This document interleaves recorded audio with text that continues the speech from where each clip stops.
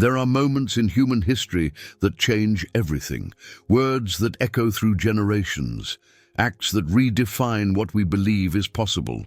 Among them stand the miracles of Jesus.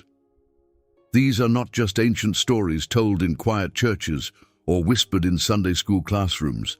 They are declarations of divine authority, living expressions of mercy, and signs that eternity stepped into time. When Jesus performed a miracle, it was never random. It was intentional, purposeful. A blind man receives sight, and suddenly a deeper vision is restored to the crowd. A storm is calmed, and hearts are stilled in reverence. A child is raised, and despair gives way to hope. These miracles are more than signs. They are revelations. They unveil the character of the one who performed them. Compassionate yet powerful, humble yet unstoppable. Every healing, every exorcism, every act over nature was a testimony that God was among his people. Psalm 77 verse 14 says, "You are the God who performs miracles. You display your power among the peoples." In Jesus, that ancient declaration became visible.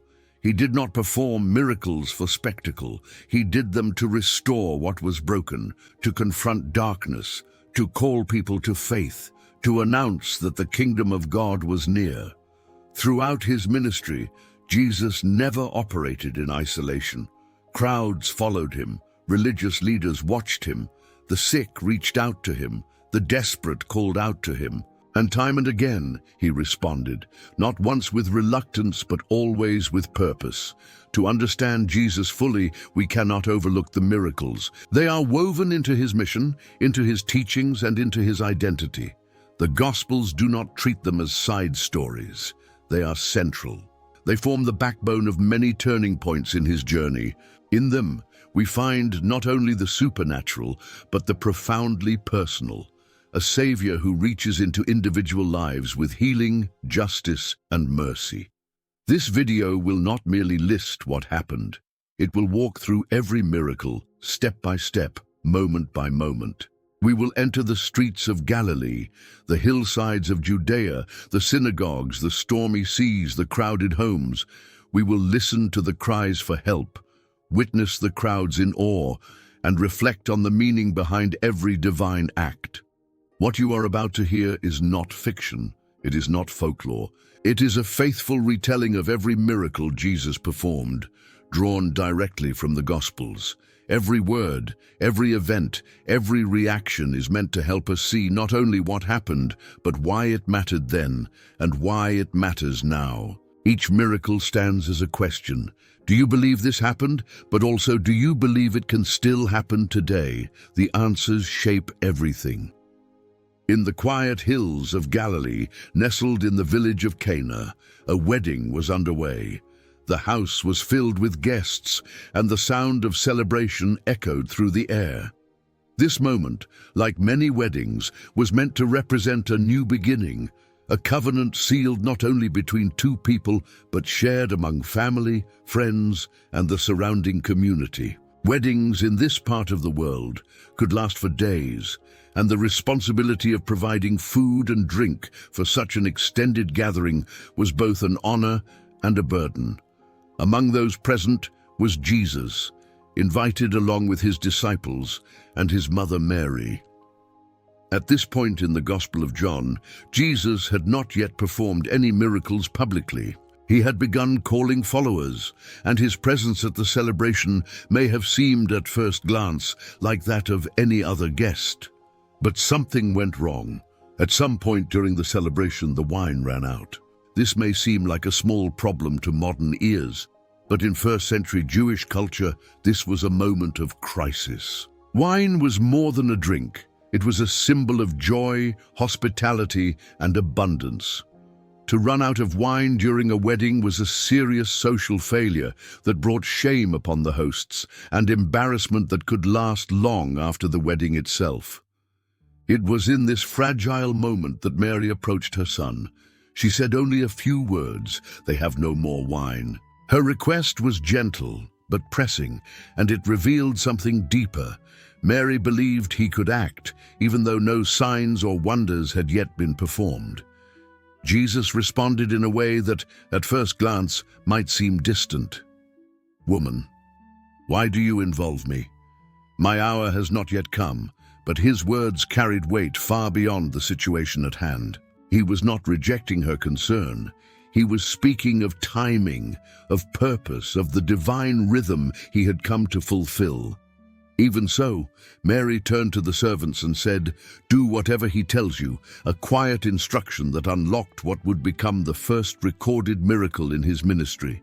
Nearby stood 6 large stone jars, each used for ceremonial washing, each capable of holding between 20 and 30 gallons. These jars were part of religious tradition, symbols of purification under the law. Jesus told the servants to fill them with water. They obeyed. Then, without any theatrical gesture, without a word of command recorded in the text, he told them to draw some out and take it to the master of the banquet. As the master tasted what had been poured, he was stunned. What he expected to be ordinary turned out to be extraordinary. Not only had the water become wine, but the wine was of such high quality that he called the bridegroom over and expressed amazement. "Most hosts," he said, "serve the best wine first and bring out the cheaper kind once the guests have had their fill. But here, the best had been saved until now." What had taken place was not a miracle performed for public applause. It happened quietly, almost invisibly, yet its meaning was profound. The transformation of water into wine was not merely an act of power. It was a sign, one that pointed to a much deeper reality. In this first miracle, Jesus did not just meet a need. He revealed something about himself.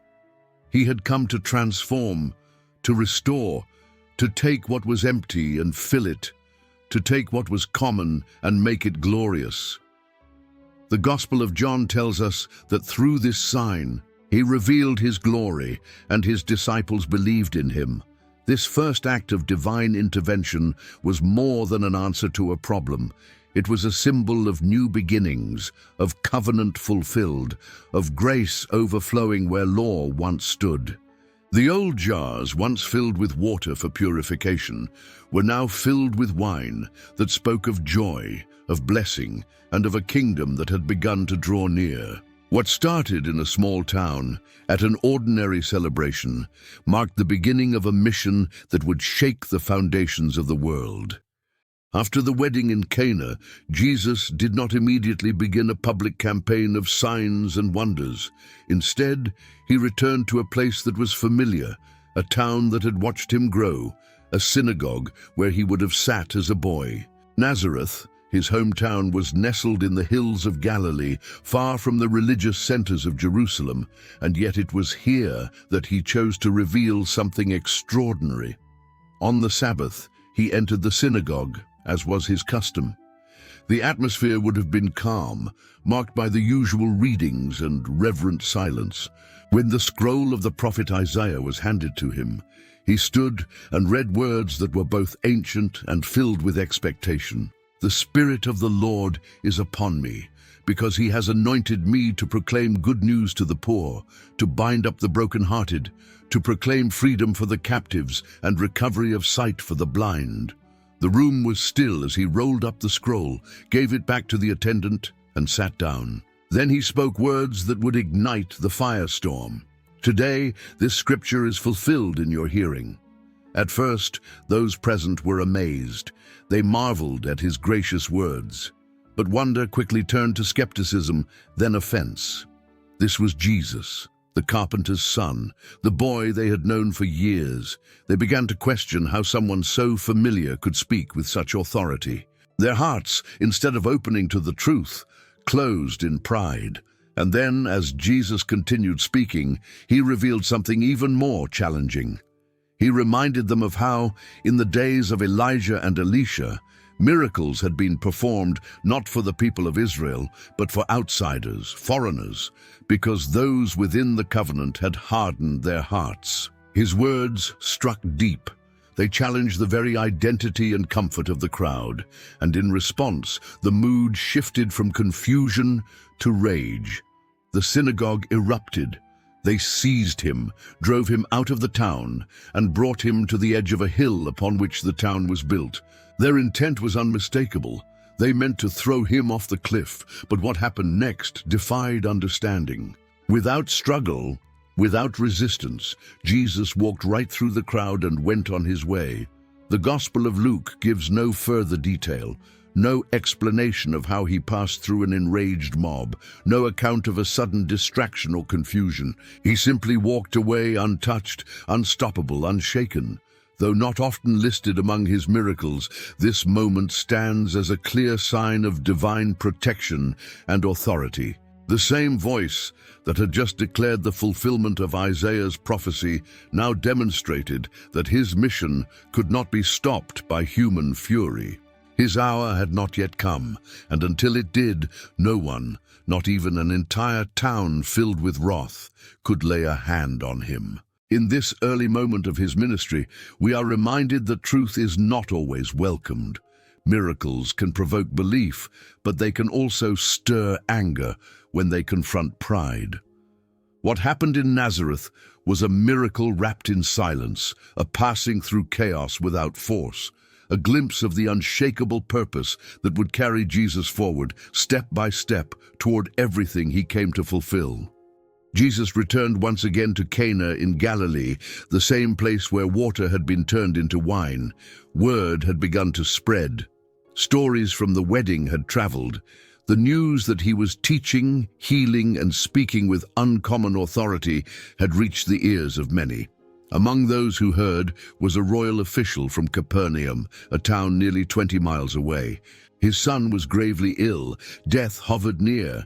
No treatment had worked, no physician could help, but he had heard of Jesus. Driven by desperation and a flicker of faith, the nobleman made the journey uphill to Cana. He came not as a ruler or a man of power, but as a father. His request was simple but urgent. He begged Jesus to come with him and heal his son, who was close to death. There was no time to lose. The situation could not wait for ceremony. This man, used to giving commands and expecting results, now stood pleading at the feet of a Galilean teacher. Jesus' first response cut straight to the heart of human nature. Unless you people see signs and wonders, you will never believe. It was not spoken in cruelty, but as a challenge, a call to deeper trust. The nobleman did not argue. He did not withdraw. He simply said again with urgency and sorrow, "Sir, come down before my child dies." And then came the answer, "Go, your son will live." There was no touch, no journey, no crowd following Jesus to witness a dramatic scene. Just a word spoken from miles away. And the nobleman believed. That belief did not rest on proof or confirmation. He did not wait to hear a report. He turned and went home, carrying nothing but the promise. As he traveled back to Capernaum, servants met him along the road. They brought good news. His son was living. He asked them the hour the boy began to recover. They said it was yesterday, at the 7th hour, when the fever left him. It was the exact moment when Jesus had spoken. This miracle marked something unique. The healing did not come through physical presence, but through command alone. It revealed that Jesus' authority was not limited by distance.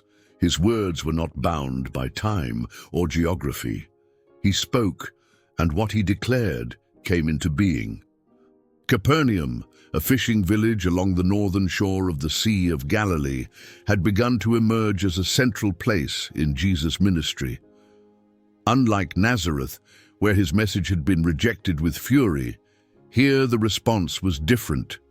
The synagogue in Capernaum was filled with people eager to hear him teach. It was the Sabbath, and the gathering followed the familiar rhythm of reading, prayer, and instruction. Yet something unusual was taking place, something that caused the crowd to sit up and listen with astonishment. Jesus taught not as the scribes or teachers of the law, but with authority that felt undeniable. His words did not rely on citation or tradition. They carried a weight that settled on the room, exposing hearts and stirring questions that people did not know they had. The crowd marveled, not because of what he said alone, but because of how he said it. His voice carried clarity, certainty. And then the atmosphere changed. A man stood up, someone from among the worshippers, but his voice was not his own. He cried out in the middle of the synagogue, shouting, "What do you want with us, Jesus of Nazareth? Have you come to destroy us? I know who you are, the Holy One of God." The words were sharp, fearful, and filled with rage. The voice came from deep torment. This was not an outburst of emotion or mental confusion. It was a moment of spiritual confrontation. The crowd froze. No one moved. The synagogue, once filled with the sound of teaching, now echoed with tension. And Jesus, calm and unwavering, spoke a single sentence: "Be quiet. Come out of him." The command was not shouted. It did not need to be. The authority behind it shook the room. The man convulsed, the spirit shrieked, and in front of everyone, he was freed. The demon left him, and the man stood no longer bound, no longer tormented. The people were amazed, not only because a man had been delivered, but because they realized they had witnessed something far greater than they had imagined. They began to speak among themselves. "What is this teaching? With authority and power he gives orders to unclean spirits, and they obey him." It was not just the message, it was the power behind the message. This moment in Capernaum marked the beginning of a different kind of awareness. The crowd came to hear a teacher. They left having encountered someone who ruled over spiritual forces. In the synagogue, in a place of worship and tradition, Jesus exposed what had been hidden. He brought not only words, but deliverance. And word of him spread. Not just in Capernaum, but throughout Galilee. People talked, they wondered, and some feared. Because what had happened could not be explained with human reasoning. It demanded a new way of seeing the world, a new way of understanding who this man truly was. After the synagogue encounter in Capernaum, Jesus left the public space and entered a private home. He went with James and John to the house of Simon, later known as Peter, whose family lived close by. The transition from the gathering of the faithful to the intimacy of a household marked a new rhythm in his ministry. What had just taken place among the crowd would now unfold within a family. Inside, Peter's mother-in-law lay in bed. She had been taken by a fever. It was not just discomfort or rest. The language of the gospel suggests the illness was strong enough to keep her from rising, to leave her helpless. In that time, a high fever could quickly become life-threatening. The disciples told Jesus about her condition at once. Without delay, he went to her. There was no distance between her suffering and his presence. He stood beside her, bent down, and took her by the hand. With a simple touch, he lifted her up, and the fever left her immediately. There was no slow recovery, no need for days of rest. Her strength returned at once, and she began to serve them. This detail, her rising and serving, is not just a reflection of hospitality. It reveals the completeness of the healing. She was not only restored to health, but to dignity, to rhythm, to her role in the life of the household. Jesus brought restoration that went beyond the body. He brought wholeness, but the day was not over. As the sun began to set, the town stirred with movement. The Sabbath was ending, and with it the restrictions on travel and burden. People gathered outside the house, filling the narrow streets. Word of the earlier exorcism had spread quickly. Now they came with hope, carrying the sick, the suffering, and the oppressed. The scene was not one of chaos, but of longing. One after another they brought their burdens to the doorway of that home, and Jesus received them. One after another, he laid his hands on them and healed them. He did not rush through the crowd. He did not treat them as numbers or cases. He met each one personally. Those tormented by unclean spirits were delivered. Those broken in body were restored. Luke's gospel notes that he laid his hands on each one. This detail matters. It shows a Savior who was not removed or detached, but deeply engaged. His healing was not mechanical. It was relational. Each touch became a moment of connection, a moment where divine mercy met human pain. As the crowd watched, as voices rose in amazement and demons fled in terror, something greater was becoming clear. This was not just a healer. This was someone with command over the physical and the spiritual, someone who carried with him the authority of heaven, yet moved among the people with gentleness and compassion. The shadows of the day began to stretch across the streets of Capernaum as the sun dipped below the horizon.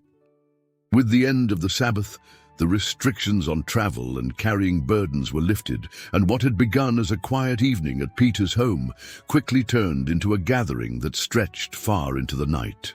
Word had spread quickly about what Jesus had done earlier in the synagogue and in the home of Peter's mother-in-law. Now the streets outside were filling with people who carried with them the weight of sickness, torment, and desperate expectation.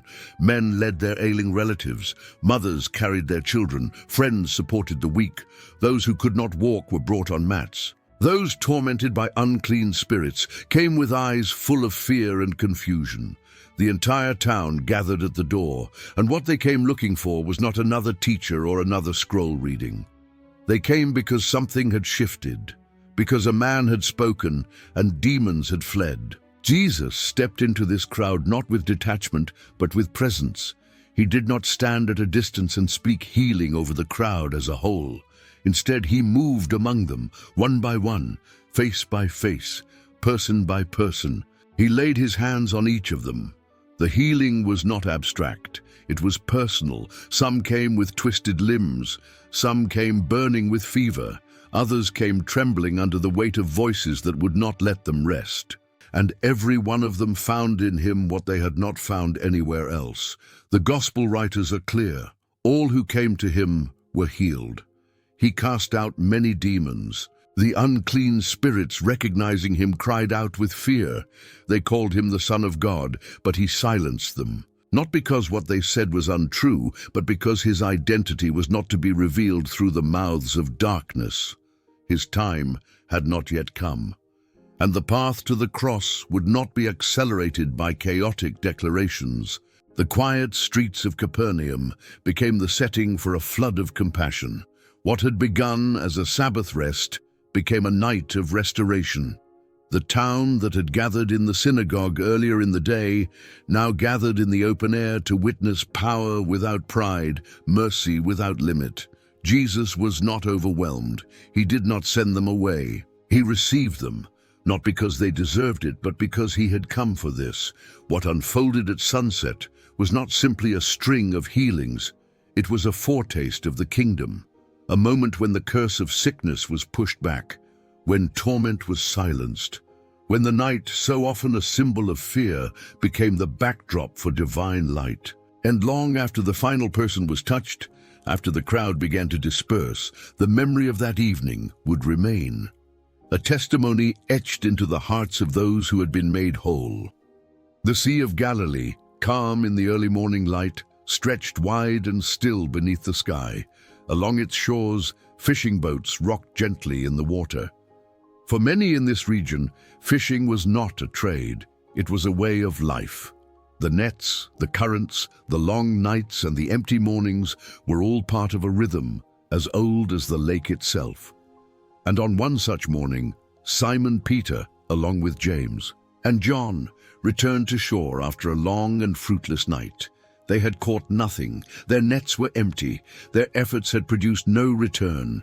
They were cleaning their nets, likely tired and silent, when Jesus approached. A crowd had followed him again, eager to hear more, to draw near to the man whose voice carried truth and whose hands carried healing. Pressed by the people, he stepped into Simon's boat and asked to be pushed out a little from the shore. From that floating platform, he taught them. His voice, steady and clear, moved across the water as the people stood along the bank and listened. When he had finished speaking, he turned to Simon and said, "Put out into deep water and let down the nets for a catch." These words, spoken after a night of failure, must have sounded unreasonable to a professional fisherman. Simon replied, "Master, we have worked hard all night and haven't caught anything." But then came a sentence that would change everything. But because you say so, I will let down the nets." They rowed into deeper water and lowered the nets once more. Within moments, the water surged with movement. Fish filled the nets so rapidly that the ropes began to strain. Simon called for help, and the second boat came quickly. The catch was so large that both boats began to sink under the weight. The men who had labored all night without success were now overwhelmed by abundance, not through skill or timing, but because of a single command. Simon, stunned and shaken, fell at Jesus' knees. He said, "Go away from me, Lord. I am a sinful man." He had seen something that went beyond a miracle. He had seen into the nature of the one who stood in his boat. This was not just a man who healed the sick or taught with authority. This was someone who controlled the sea, someone whose word made nature respond. But Jesus did not step back. He did not leave the boat. Instead, he looked at Simon and said, "Do not be afraid. From now on, you will catch men." This moment was not just a miracle, it was a calling. The great catch of fish was not about profit or proof, it was a sign pointing forward. The nets full of fish were only the beginning. Peter, James, and John brought their boats to shore, left everything and followed him. They walked away from their livelihood, their comfort, and their routine, because something greater had entered their world. This was the turning point, where fishermen became followers, where nets were exchanged for a mission, and where the call of Jesus was answered not with words, but with a life laid down. Not long after the call of the first disciples, Jesus began traveling from town to town, teaching in synagogues and healing those in need. His presence stirred both curiosity and urgency.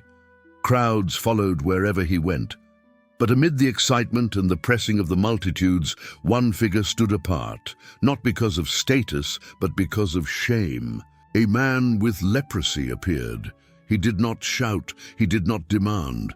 He knelt down on the ground, face to the dirt, as close to the earth as one could get. His body carried the visible signs of decay. His skin was broken, disfigured, perhaps wrapped in worn cloths. He bore not only physical suffering, but social exile. In the eyes of the people, he was unclean. According to the law, he was supposed to keep his distance, to warn others of his condition by calling out ahead of him. He was not allowed to approach anyone, much less a rabbi. But something inside him pushed past the fear. He had heard of Jesus. He looked up and said, "Lord, if you are willing, you can make me clean." Not if you are able, not if you have the power. He had no doubt about what Jesus could do. His only question was whether Jesus would be willing to help someone like him. In that moment, the world held its breath. Jesus reached out his hand and touched him. That gesture, simple and unhurried, broke through centuries of fear. No one touched a leper. No one wanted to feel the roughness of their skin or risk the judgment of impurity. But Jesus did not hesitate. He did not heal the man first and then touch him. He touched him while he was still unclean. Then he said, "I am willing. Be clean." And immediately the leprosy left him. The skin that had been ruined was restored. The isolation that had haunted him was broken. The disease that had made him untouchable was gone. Jesus told him to say nothing to anyone, but to go and show himself to the priest, as the law required, and to offer the sacrifice commanded by Moses. This was not just about healing, it was about restoration. The priest would declare him clean, and he would be able to return to his family, his home, his life. But the news could not be contained. The man went out and began to speak freely, spreading the word everywhere he went. And as the story traveled, more and more people came to Jesus, not just for teaching, but for healing, for hope, for the possibility that their pain too might be touched. This miracle was not only about physical transformation, it was a statement about who Jesus was and what he had come to do. He did not run from the broken. He moved toward them. He did not see contamination. He saw a person bowed in humility, waiting for mercy. In the town of Capernaum, where Jesus had already performed miracles and drawn crowds with his teaching, another request came. But this one did not come from within the Jewish community. It came from a Roman centurion, a man of authority, command, and foreign identity. He was not part of the covenant people, not raised in the law or the prophets, yet he had heard enough about Jesus to believe that something divine was at work. The centurion's servant, someone deeply valued and loved by him, was lying at home, paralyzed and suffering terribly. It is not often that a man of rank would care for a servant in such a personal way, but this centurion was different. He had helped build the local synagogue, and the Jewish elders respected him. When his servant became gravely ill, he did not demand healing from Jesus as if it were owed to him. Instead, he humbly asked through others. The elders approached Jesus and pleaded on the centurion's behalf, saying that he deserved the miracle because of his kindness to the people and his generosity toward their synagogue. Jesus went with them. But before he could arrive at the house, the centurion sent friends to meet him along the way. The message they carried was simple but powerful. Lord, do not trouble yourself. I do not deserve to have you come under my roof. That is why I did not even consider myself worthy to come to you. But say the word, and my servant will be healed. And then came a moment of clarity, unlike anything else spoken before. The centurion explained that as a man under authority, he understood how commands function. He gave orders to soldiers, and they obeyed. If Jesus held true authority, then his word alone would be enough. When Jesus heard this, he stopped. He turned to the crowd that followed him and said, I tell you, I have not found such great faith, even in Israel. This statement carried weight. It was not only a compliment to the centurion, it was a challenge to those who had seen so much and still struggled to believe. And as the friends returned to the centurion's house, they found the servant well, not recovering, not slightly improved. He was completely healed. The moment Jesus had spoken, the sickness left. This miracle stood apart in many ways. There was no physical presence, no touch, no journey into the house. It was healing by faith, healing through distance, healing rooted in recognition of true authority. And it came from someone outside the expected circle, a man with no claim on Jewish promises, but with a heart that believed more clearly than many who had walked beside Jesus. In this act, Jesus showed that faith knows no boundaries of race, title, or background. The kingdom was not reserved for those who looked the part. It was open to those who believed, who understood, and who trusted in the power of his word. Jesus had returned to Capernaum, and news of his arrival spread quickly. The house where he was staying filled almost immediately, and the crowd spilled out the doors and into the street. Inside, Jesus was teaching, surrounded by people who had come from every direction. Pharisees, teachers of the law, villagers, and those just hoping to catch a glimpse of something holy. The atmosphere was dense, not only with people but with expectation. The room was packed so tightly that no one else could enter. But outside, 4 men were making their way through the crowd, carrying a paralyzed friend on a mat. He could not walk. He could not even approach the door on his own. His body was lifeless, but the hope in his friends was alive. They had heard the stories, they had perhaps seen the miracles, and they were not about to turn around because the house was full. Unable to get through the door, they climbed onto the roof. These were flat rooftops, often used for storage or rest. They began to dig through the surface, removing clay, branches, and thatching until a hole opened above the place where Jesus stood. Then carefully, they lowered their friend down, rope by rope, until the mat came to rest in front of Jesus, right in the middle of the crowded room. No one had ever seen anything like it. Dust may have filled the air, voices may have whispered in confusion, but Jesus looked at the man and at the faith of his friends and said something no one expected. "Son, your sins are forgiven." It was not what the man had asked for. It was not what the crowd was waiting for. But Jesus saw beyond the surface. He saw that beneath the broken body was a deeper need. The paralyzed man had not just lost the ability to walk. He had lost hope, dignity, the full life of being whole. Jesus began by restoring what others could not see. But the statement stirred immediate tension in the room. The religious leaders were silent, but their thoughts were sharp. Who is this man who speaks blasphemy? Who can forgive sins but God alone? Jesus, knowing their thoughts, responded to them directly. Which is easier, he asked, to say to this man, "Your sins are forgiven," or to say, "Get up, take your mat, and walk"? But so that you may know that the Son of Man has authority on earth to forgive sins. He turned to the man and said, "I tell you, get up, take your mat, and go home." And the man did. In full view of the crowd, he stood, picked up his mat, and walked out through the door that had been too crowded for him to enter. The room, once filled with murmuring, now stood in silent awe. Then came the wonder. The people began to praise God, saying, "We have seen remarkable things today." This miracle was more than a healing. It was a revelation. Jesus did not only come to mend bodies, he came to restore souls.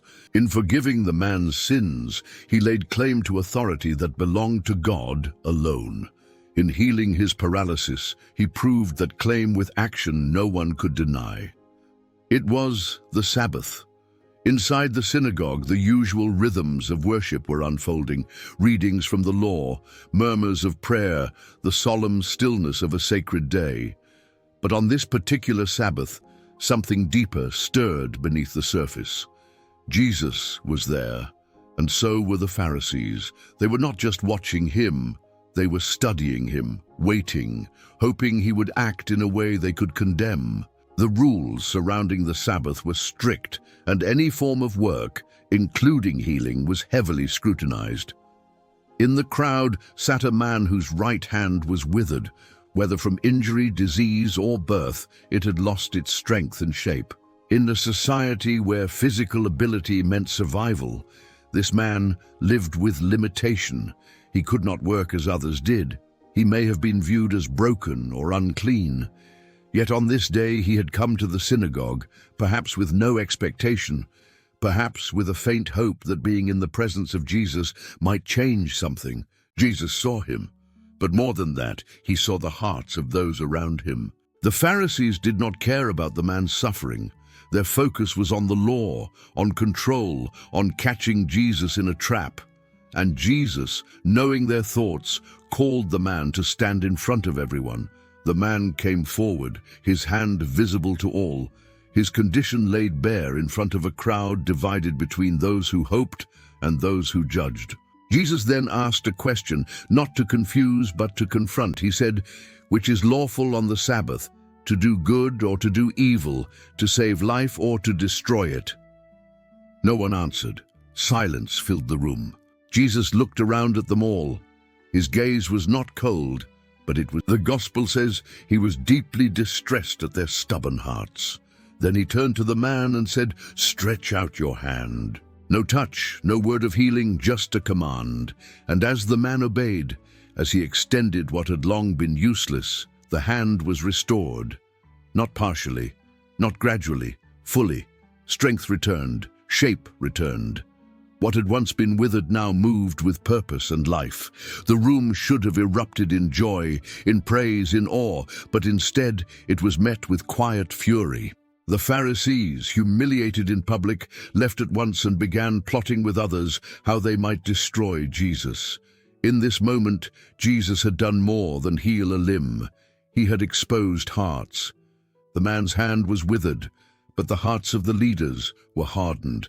They had placed tradition above compassion, rules above mercy, appearances above truth. But Jesus came not just to restore what was broken on the outside. He came to challenge what was broken within.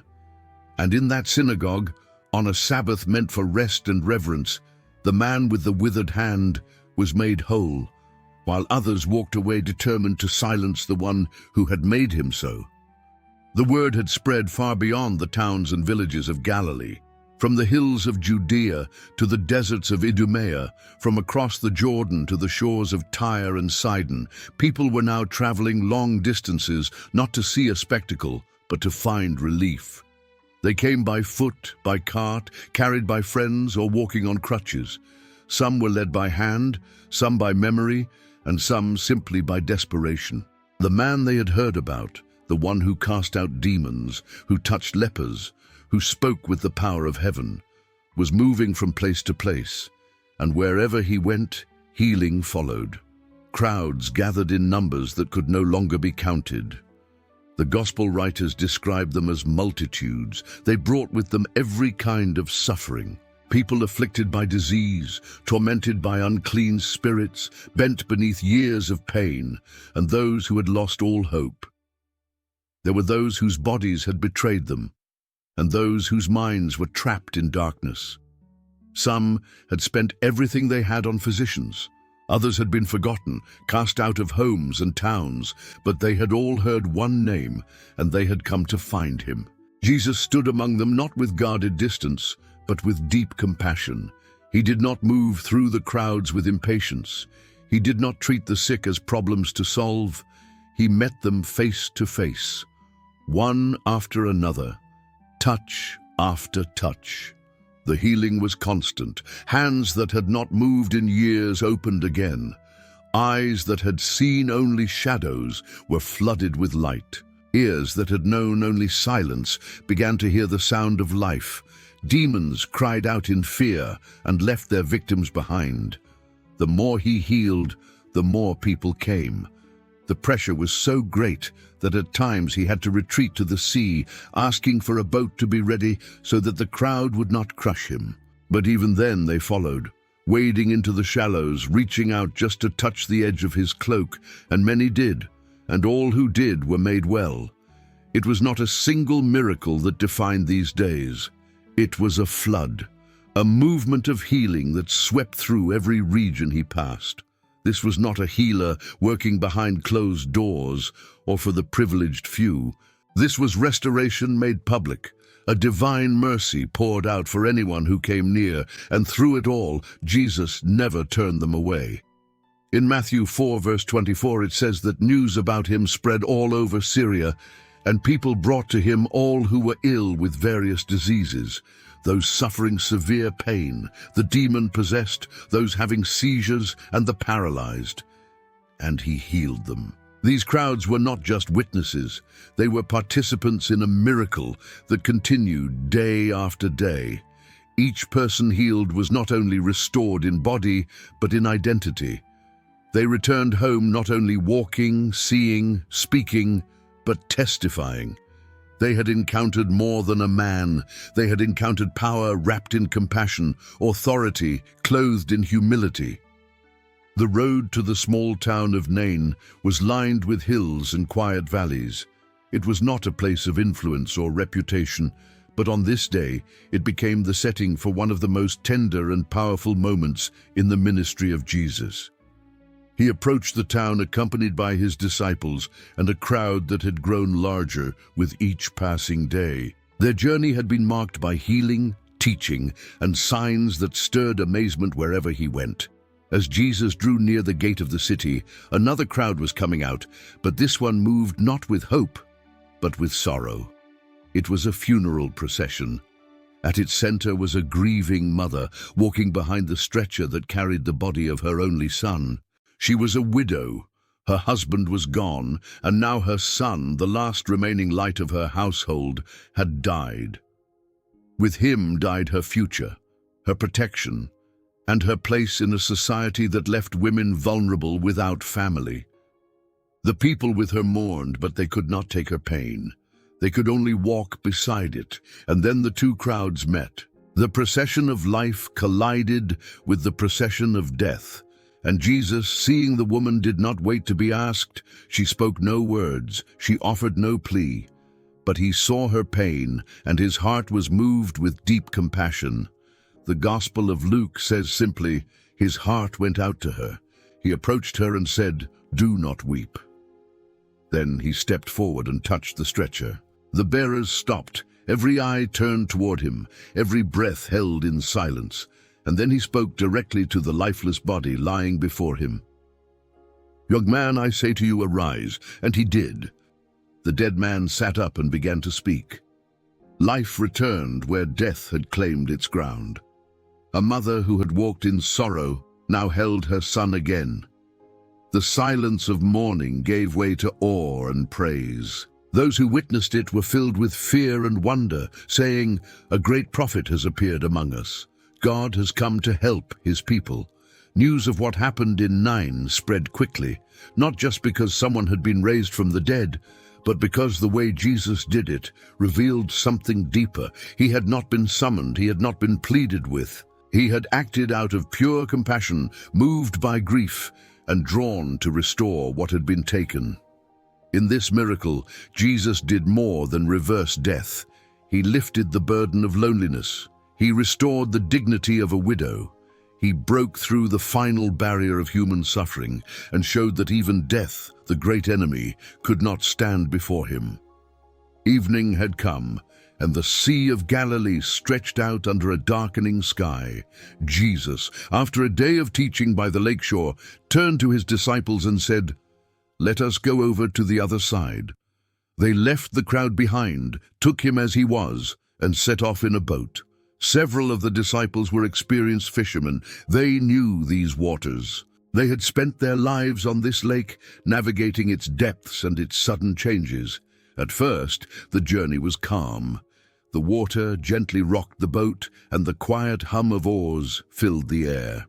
Jesus, weary from the day, found a place at the stern and fell asleep on a cushion.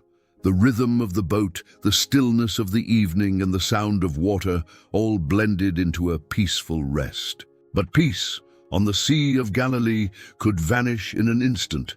Without warning, a furious storm swept down. The wind howled across the water, and waves began to crash over the sides of the boat. What had been calm was now chaos. The boat was filling fast. The sky, once open and wide, had turned black with clouds and spray. Even the most seasoned among them were afraid. They were being overwhelmed, and there was nothing they could do to stop it. Jesus remained asleep. The disciples, now frantic, woke him with voices raised in panic. "Master, do you not care that we are perishing?" It was not only fear that filled their words, but disbelief that he could rest through such a moment. How could anyone sleep when the sea itself was breaking apart? Jesus stood. He looked out at the storm that raged around them, and with a voice that needed no struggle to be heard, he spoke 3 words, "Peace, be still." And suddenly, the wind died. The waves flattened. The sea fell into silence. The change was instant, total, undeniable. One moment earlier they had been fighting for their lives. The next they floated on glass. Then he turned to his disciples and asked, "Why are you so afraid? Do you still have no faith?" They did not answer. They could not. Their fear had not vanished. It had shifted. The storm was gone, but they were now overcome by something else. They looked at him and asked one another, "Who is this, that even the wind and the waves obey him?" They had seen him heal the sick. They had seen him cast out demons. But this was different. The forces of nature, the very elements themselves, had bowed at his command. No ritual, no incantation, no effort, just words. This miracle revealed something the others had only hinted at. The authority of Jesus extended beyond the human body, beyond spirits and sickness, into the heart of creation itself. The sea, often seen in Scripture as a symbol of chaos and threat, was stilled by his voice. In Psalm 89 verse 9 it says, "You rule over the surging sea. When its waves mount up, you still them." That ancient truth had come alive in front of their eyes. And as the boat drifted gently toward the shore, the disciples sat in silence, the water calm around them, and a greater storm now rising within, one not of wind or waves, but of awe. For they had begun to understand that the one in the boat with them was not merely a teacher or a prophet. He was the one who spoke to the storm, and the storm obeyed. When the boat reached the eastern shore of the Sea of Galilee, it came to rest in the region of the Gerasenes, a place known not for synagogues or crowds hungry for teaching, but for tombs, isolation, and spiritual unrest. The land was Gentile, distant from the heart of Israel, yet it was here that Jesus had chosen to go, immediately after calming the storm. What awaited him was not a curious crowd or a welcoming host, but a man unlike any other he had encountered. As Jesus stepped onto the shore, the man came from the tombs to meet him. He was naked, filthy, and driven by torment. He lived not in houses, but among the dead. Chains had been used to restrain him, but they were always broken. No one could subdue him. Day and night he cried out in the hills and cut himself with stones. His body bore the marks of despair. His mind was not his own. When he saw Jesus from a distance, he ran toward him, not with joy, but with a desperate cry. Falling at his feet, he shouted in a loud voice, "What do you want with me, Jesus, Son of the Most High God? In God's name, do not torture me." It was not the man speaking alone. It was the voice of the spirits that tormented him. Jesus had already commanded them to come out, and now they protested, begging not to be sent away. Jesus asked, "What is your name?" And the answer came, "My name is Legion, for we are many." The weight of that word hung heavy in the air. A legion in Roman terms was thousands. This man was not battling one tormentor, but a horde. His soul had become a battleground. Yet here he knelt, utterly broken before the one whose presence disturbed even the darkest forces. The demons pleaded. Nearby, a herd of pigs grazed on the hillside. They begged to be sent into the pigs instead of being cast into the abyss. Jesus gave them permission. The spirits came out of the man and entered the pigs. The entire herd, about 2,000, rushed down the steep bank into the lake and drowned. The herdsmen fled. They ran to the towns, spreading word of what had happened, and soon people from the surrounding region came to see it for themselves. What they found was not destruction, but restoration. The man who had once terrorized the region now sat clothed and in his right mind at the feet of Jesus. Calm had replaced chaos. Peace had entered a life that had known nothing but torment. But instead of rejoicing, the people were afraid. They saw power they could not explain, and they asked Jesus to leave. And so he prepared to depart.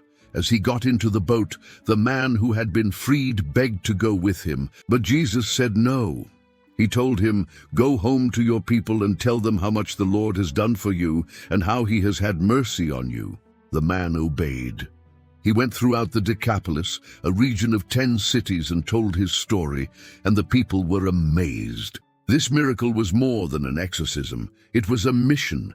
Jesus had crossed a stormy sea to find one man, one soul. And in that encounter, he revealed that no place is too unclean, no mind too broken, no heart too far gone. The man who had been filled with a legion of darkness became a messenger of light. He had lived among the dead, and now he carried the message of life. Jesus had just returned to the western side of the lake when a crowd gathered once again around him. The shoreline buzzed with voices, some eager, some desperate, all watching for what he might do next. Then from among them came a man who was not only respected, but visibly shaken. Jairus, a synagogue leader, pressed through the crowd and fell at Jesus' feet. Despite his status, he did not speak with formality. His plea was direct, urgent, filled with the pain of a father. "My little daughter is dying. Please come and lay your hands on her so that she will be healed and live." Jesus went with him, but the journey was slow. The crowd surrounded them on every side, moving with him step by step. In that press of bodies and movement, another story was unfolding, one hidden at first, but no less powerful. A woman had come silently, carefully, unnoticed. For 12 years, she had suffered from constant bleeding. She had seen many doctors, spent all she had, and instead of getting better, she had grown worse. Her condition made her not only physically weak, but socially invisible. She was considered unclean. For over a decade, she had lived on the edges of society, unwelcome, untouched, and afraid. But she had heard about Jesus, and in that moment, hope returned. She did not call out to him. She did not ask for his attention. Instead, she reached out quietly and touched the edge of his cloak. If I only touch his garment, she thought, I will be healed, and she was. Immediately the bleeding stopped. Her body knew it. Her soul felt it. Years of isolation and suffering ended in a single instant. But then, something unexpected happened. Jesus stopped in the middle of the crowd. With Jairus waiting, he turned and asked, "Who touched me?" The disciples were confused. With so many people pressing in, how could anyone be singled out? But Jesus knew. Power had gone out from him, and he would not let the moment pass in silence. The woman, trembling, stepped forward. She fell at his feet and told him the whole truth, her sickness, her fear, her faith, and what had just happened. Jesus looked at her, not with rebuke, but with kindness, and said, "Daughter, your faith has made you well. Go in peace and be freed from your suffering." While he was still speaking, messengers came from Jairus' house. It was too late, they said. His daughter had died. There was no longer a need to trouble the teacher. Grief swept in like a wave, sudden and cold. But Jesus turned to Jairus and said, "Do not be afraid. Only believe." They continued to the house. When they arrived, the morning had already begun. Flutes and weeping voices filled the air. Jesus entered and said, "Why all this commotion and wailing? The child is not dead but asleep." The crowd laughed at him, but he put them outside, took the girl's father and mother along with Peter, James, and John, and went in to where the child lay. She was 12 years old, still and silent. Jesus took her by the hand and said, "Talitha koum," which means, "Little girl, I say to you, arise." Her eyes opened. She stood, she walked, and those in the room were overcome with amazement. Jesus told them to give her something to eat and instructed them not to tell anyone what had happened. In these intertwined miracles, life confronted death, and silence gave way to testimony. The woman had suffered for 12 years.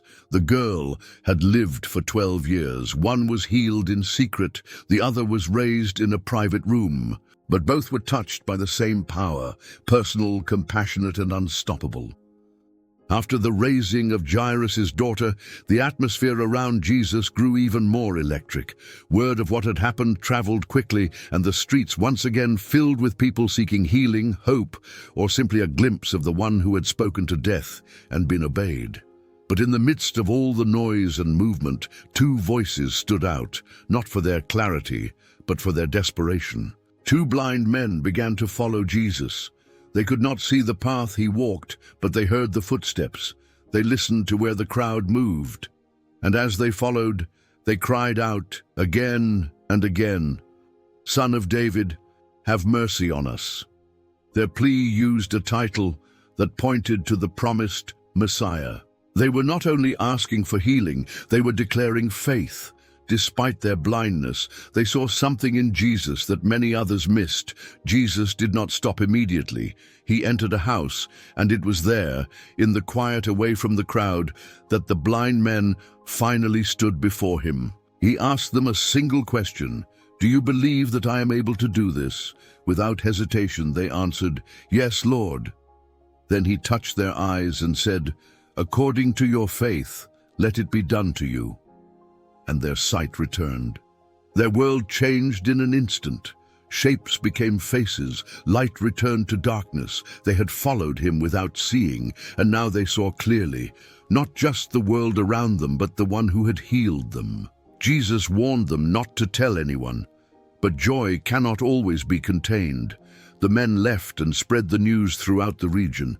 Their healing became another thread in the growing tapestry of wonder surrounding Jesus. But even as they left, another man was brought in, this one unable to speak because he was possessed by a demon. He could not cry out like the blind men. He could not explain his suffering or ask for help, but others brought him. And Jesus once again met affliction with power. He cast out the demon and the man spoke. The crowd was amazed. Nothing like this had ever been seen in Israel. A man who opened the eyes of the blind and the mouth of the mute. A man whose authority reached into every corner of human suffering. But not all responded with wonder. The Pharisees, watching from the shadows, could not deny what had happened, but they refused to accept its source. They said, "He casts out demons by the prince of demons." Their hearts, hardened by pride, twisted the miracle into a threat. Yet the man who had been silent now spoke, and the blind men who had walked in darkness now walked in light. In these moments, Jesus revealed again that healing was never only about the body. It was about faith, about humility, about recognizing in him what others refused to see. He restored not just vision and voice, but dignity and hope, and the news of what he had done continued to spread, one voice at a time. The city of Jerusalem was alive with the energy of festivals, travelers, and the daily rhythm of temple life. But tucked inside the city near the sheep gate was a place that carried a much different tone. It was called Bethesda, a pool surrounded by 5 covered colonnades. There, beneath the shade of stone pillars, lay a multitude of people, sick, blind, lame, and paralyzed. They waited near the water, hoping for movement, for a stirring that, according to tradition, signaled an angel had come to trouble the pool. The first to step in would be healed, or so they believed. It was here, in this atmosphere of quiet desperation, that Jesus arrived. He did not come in with a crowd. He did not come with announcement or ceremony. He walked among the suffering and came to one man, someone who had been an invalid for 38 years. This man had become a fixture of the colonnades. Year after year, he had waited by the pool, always close, but never first. When the waters stirred, others reached the edge before him. His body was too weak, his situation too hopeless. He had no one to help him. And over time, waiting had become part of his identity. Jesus looked at him and asked a question that pierced deeper than the surface. "Do you want to be made well?" The man did not say yes. Instead, he explained his circumstances. "I have no one to help me into the pool when the water is stirred while I'm trying to get in. Someone else goes down ahead of me." His answer was shaped by disappointment, by years of watching others receive what he could not reach. But Jesus did not speak of the water. He did not offer to wait with him or carry him in. He simply said, "Get up, pick up your mat and walk." And the man did. After 38 years of stillness, his legs moved, his back straightened, strength returned to muscles that had long withered. He stood, picked up his mat and walked, through the crowds, through the colonnade, into a life he never thought he would touch again. But the story did not end there. It was the Sabbath. And as he walked, carrying the mat that had once carried him, the religious leaders noticed. They did not ask how he had been healed. They did not celebrate his recovery. They asked why he was carrying a mat on the Sabbath. The man explained that the one who had healed him told him to do so, but he did not yet know who Jesus was. Later, Jesus found him again in the temple and said, "See, you are well again. Stop sinning or something worse may happen to you." It was a reminder that healing of the body is not the end. Transformation must also reach the heart. The man then went and told the leaders it was Jesus who had made him well. From that point on, the tension between Jesus and the religious authorities deepened. His act of mercy had violated their traditions. His authority challenged their control. But at the pool of Bethesda, a man who had waited nearly 4 decades found what no water could offer, what no tradition could produce, what no one else had been willing to give. He found healing, not just in strength returned, but in the presence of the one who saw him, spoke to him, and made him whole. The hills near the Sea of Galilee stretched wide and green, rising gently above the water. It was springtime, and the grass was soft beneath the feet of thousands. Jesus had crossed over the sea with his disciples, seeking rest after a season of constant movement and growing crowds. But the people followed. Word had spread quickly about his healings, his teaching, his power. And now, from every village and hillside they came, families, children, the sick and the curious. They came not just to watch, but to be near him. Jesus saw them. He did not send them away, he welcomed them. He went up on a mountainside and sat with his disciples, and as the people gathered below, he taught them and healed their sick. Time passed. The sun began to dip lower in the sky. Hours turned into evening, and still the crowd remained.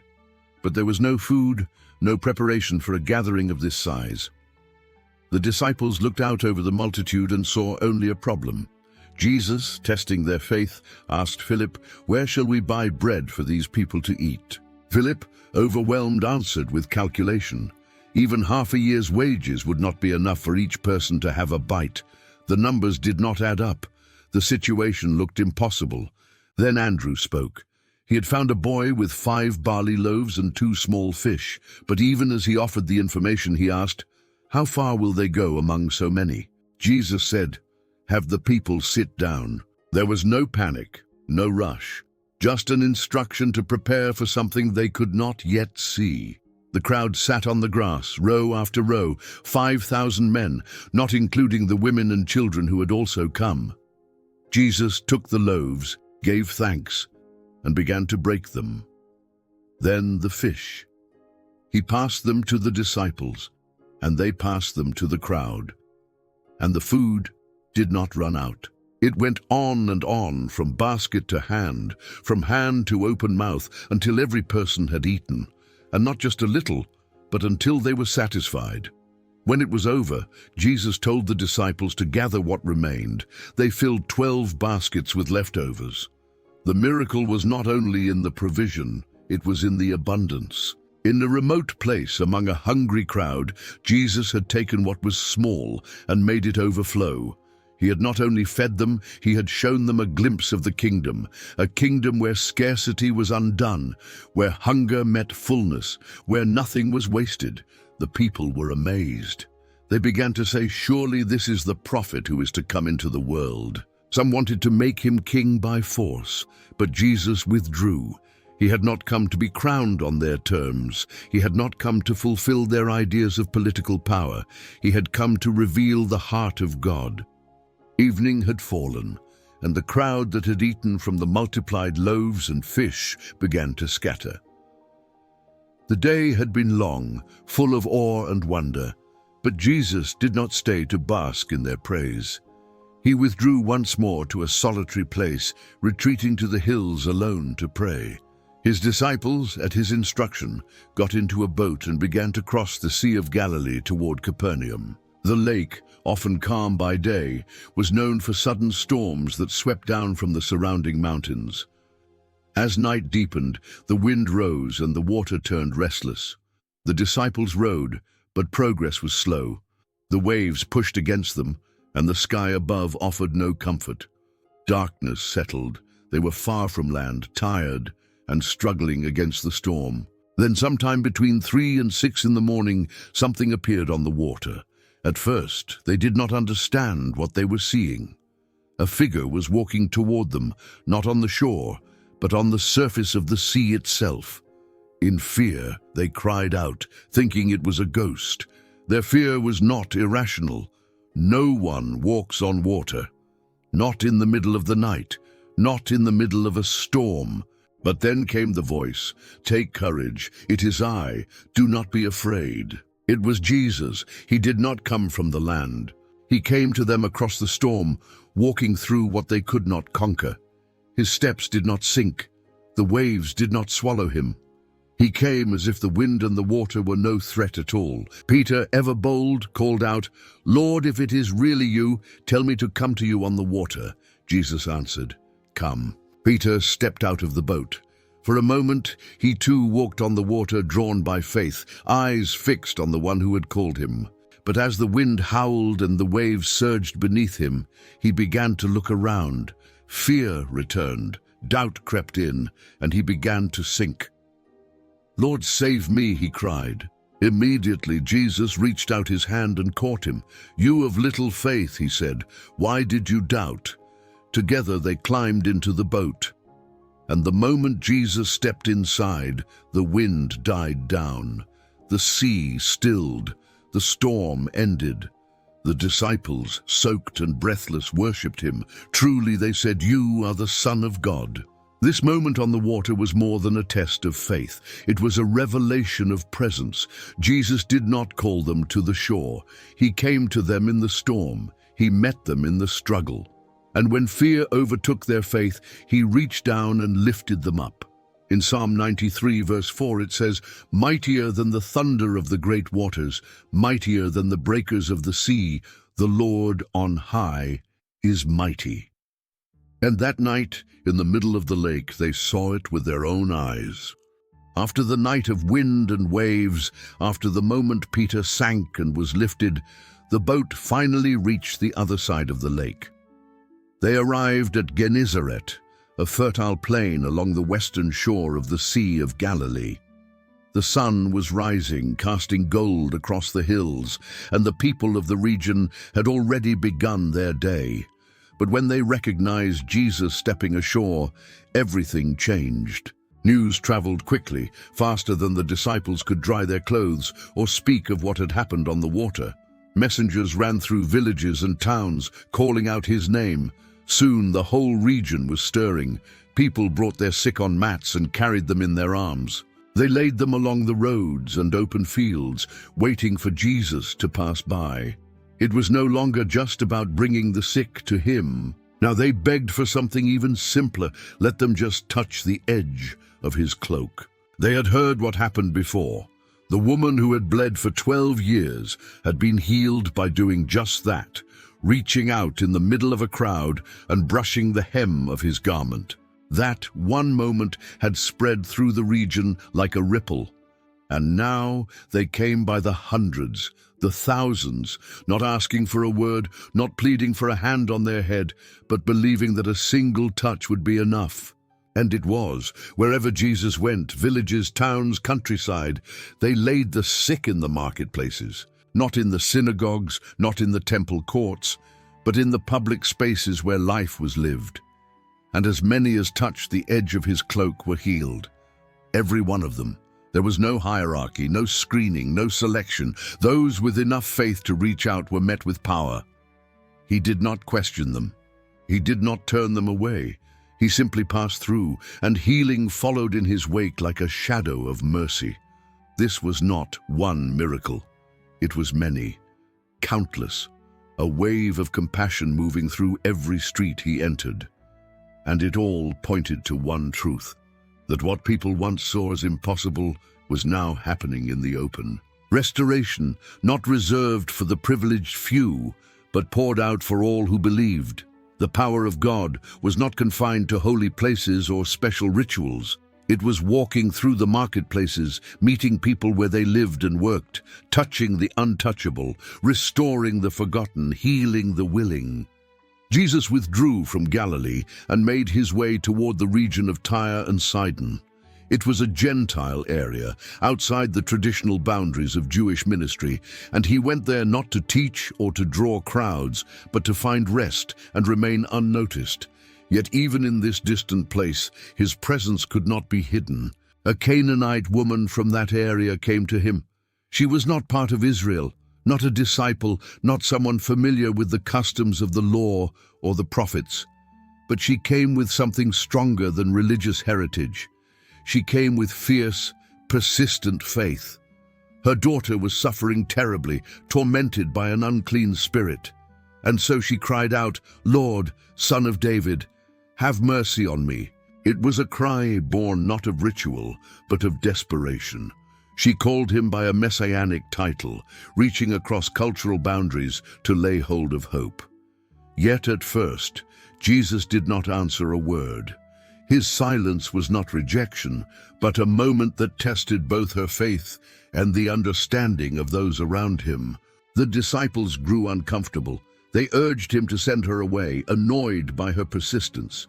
But she did not stop. She came closer, fell at his feet, and pleaded again, "Lord, help me." Jesus spoke, first to her, then to the watching eyes of his followers.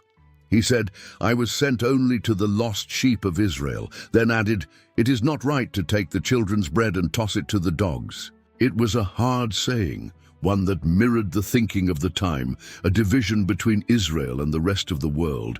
But the woman did not argue. She did not grow offended or retreat. Instead, she responded with humility and boldness at once.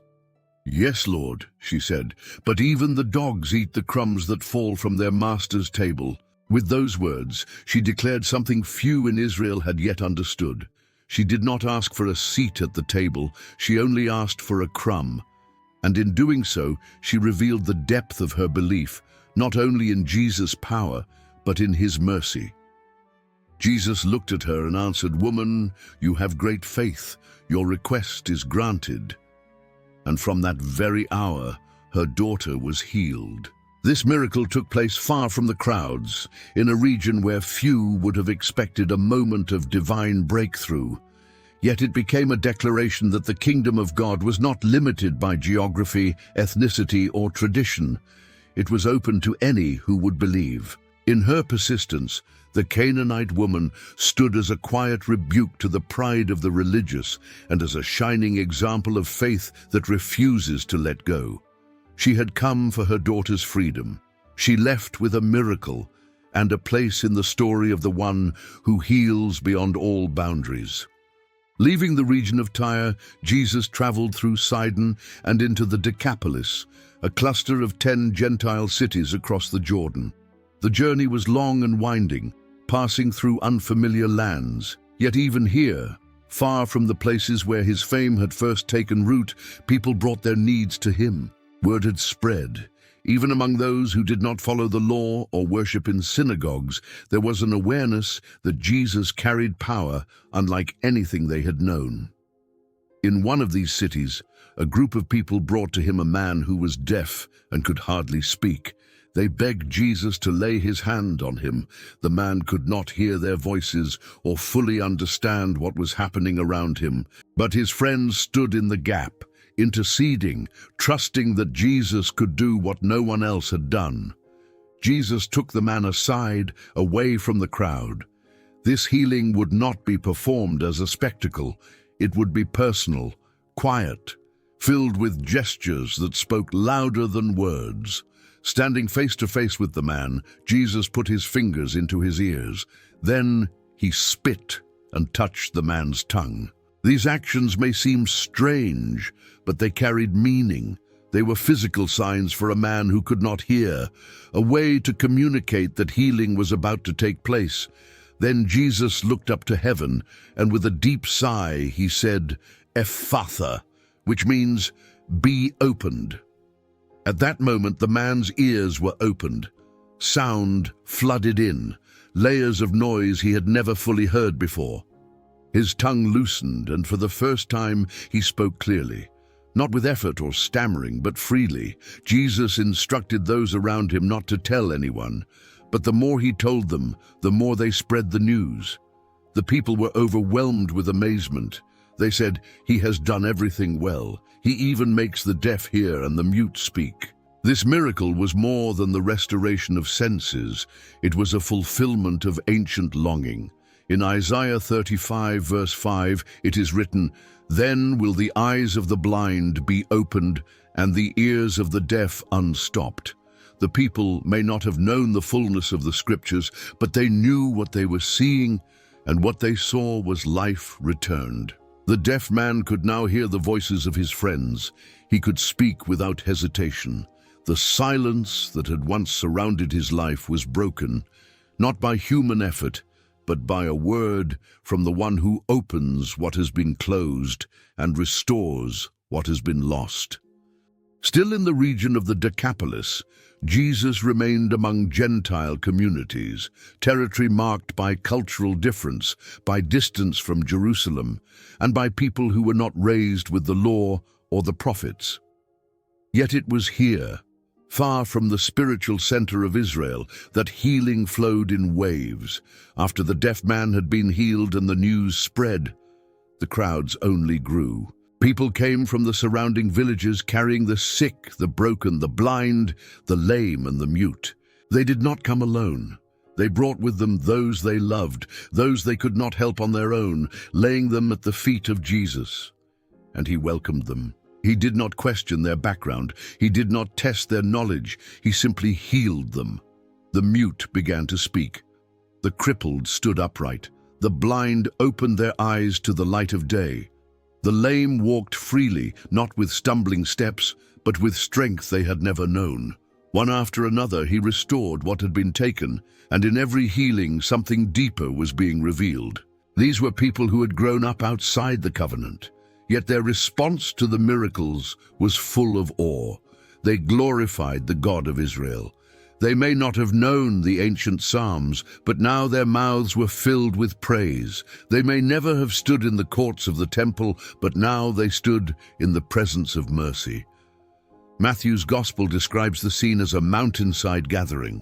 No structure, no ceremony, just Jesus and the hurting high above the towns, surrounded by the wind and open sky. And the hillside became holy ground, a place where prophecy was fulfilled and the heart of God was made visible. The people did not come for teaching or debate. They came for healing, and they received it, not in part, but fully. Jesus did not treat them as outsiders. He treated them as people made in the image of God, worthy of compassion, worthy of restoration. And in this moment, he gave a glimpse of the kingdom as it was meant to be. A kingdom not limited by borders or ancestry, but open to all who came in faith.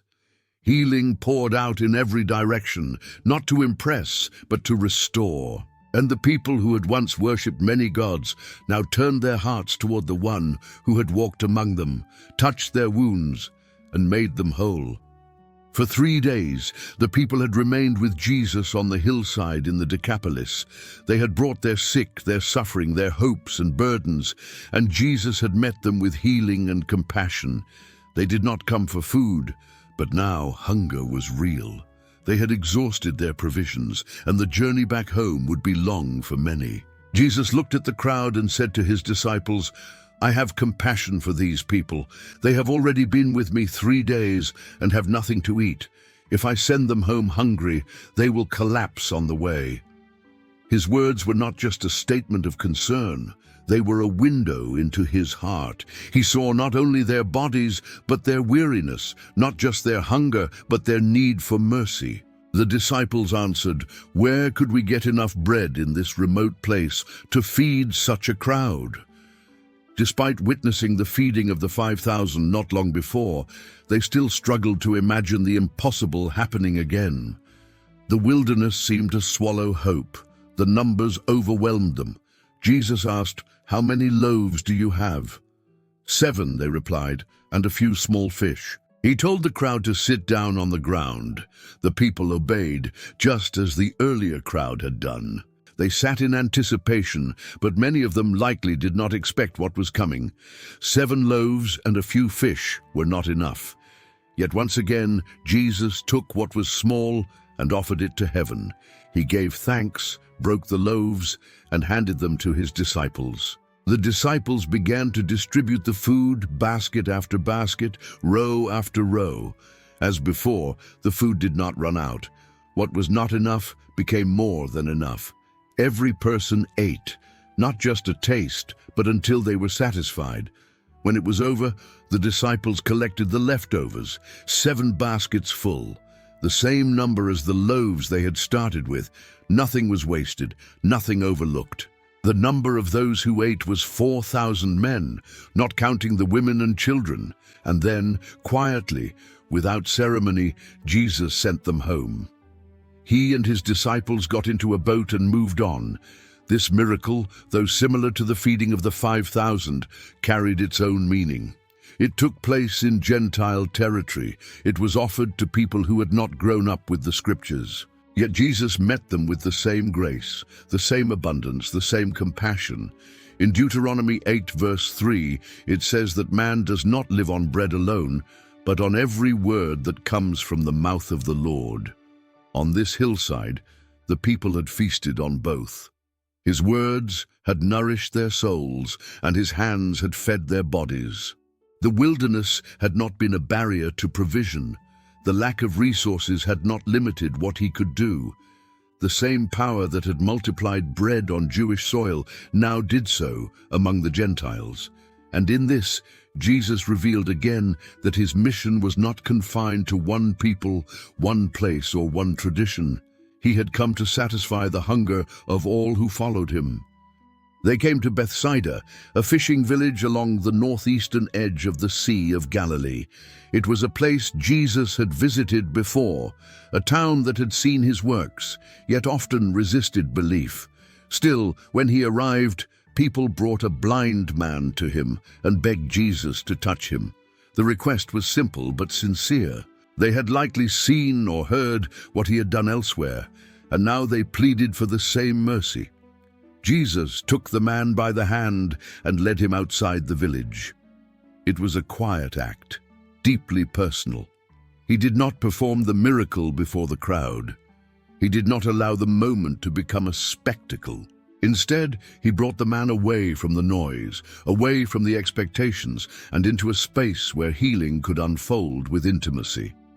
Then Jesus did something unexpected. He spit on the man's eyes and laid his hands on him. Afterward, he asked, "Do you see anything?" The man looked up and said, "I see people, but they look like trees walking around." He could see, but not clearly. Shapes had form, but not detail. Sight had begun, but fullness had not yet arrived. Then Jesus placed his hands on the man's eyes again. This second touch brought full restoration. The man's sight was completely restored, and he saw everything clearly. Jesus sent him home, saying, "Do not even go into the village." This healing was unique in its process. Most of Jesus' miracles had been immediate, spoken with a word or accomplished in a moment. But here, the healing came in stages, first partial, then complete. It was not because Jesus lacked power. Rather, it was a revelation that healing is not always instant. Sometimes it unfolds slowly, step by step, layer by layer. In this moment, Jesus showed that he works not only in the dramatic, but also in the gradual, that some forms of restoration require more than one encounter, more than one touch. As Jesus walked through the streets of Jerusalem, he passed a man who had been blind from birth. He did not cry out for healing. He did not approach Jesus. He simply sat where he always had, likely begging unseen by most who walked by. But Jesus saw him, not as a fixture of the city, not as a burden to society, but as a person whose life was about to change. The disciples noticed him looking and asked a question that revealed a common belief of the time.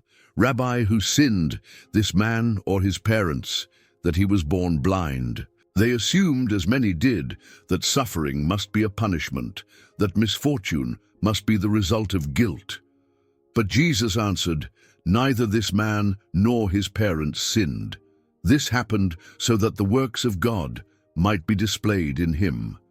Then he knelt in the dust. He spat on the ground and made mud with the saliva. Taking that mixture, he gently spread it on the man's eyes. It was not glamorous. It was not clean, but it was deliberate. Then he told the man, "Go, wash in the pool of Siloam." The man obeyed.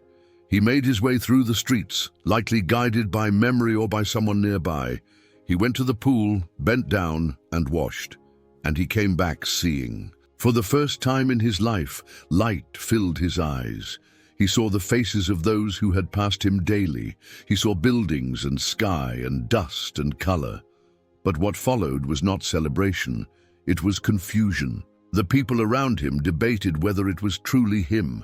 Some thought he only looked like the blind man who used to sit near the gate. Others asked how he had been healed. He told them simply, "The man they called Jesus made some mud, put it on my eyes, and told me to wash. I did, and now I see." They brought him to the Pharisees, and there the miracle became a controversy. It had taken place on the Sabbath, and instead of marveling, the leaders argued.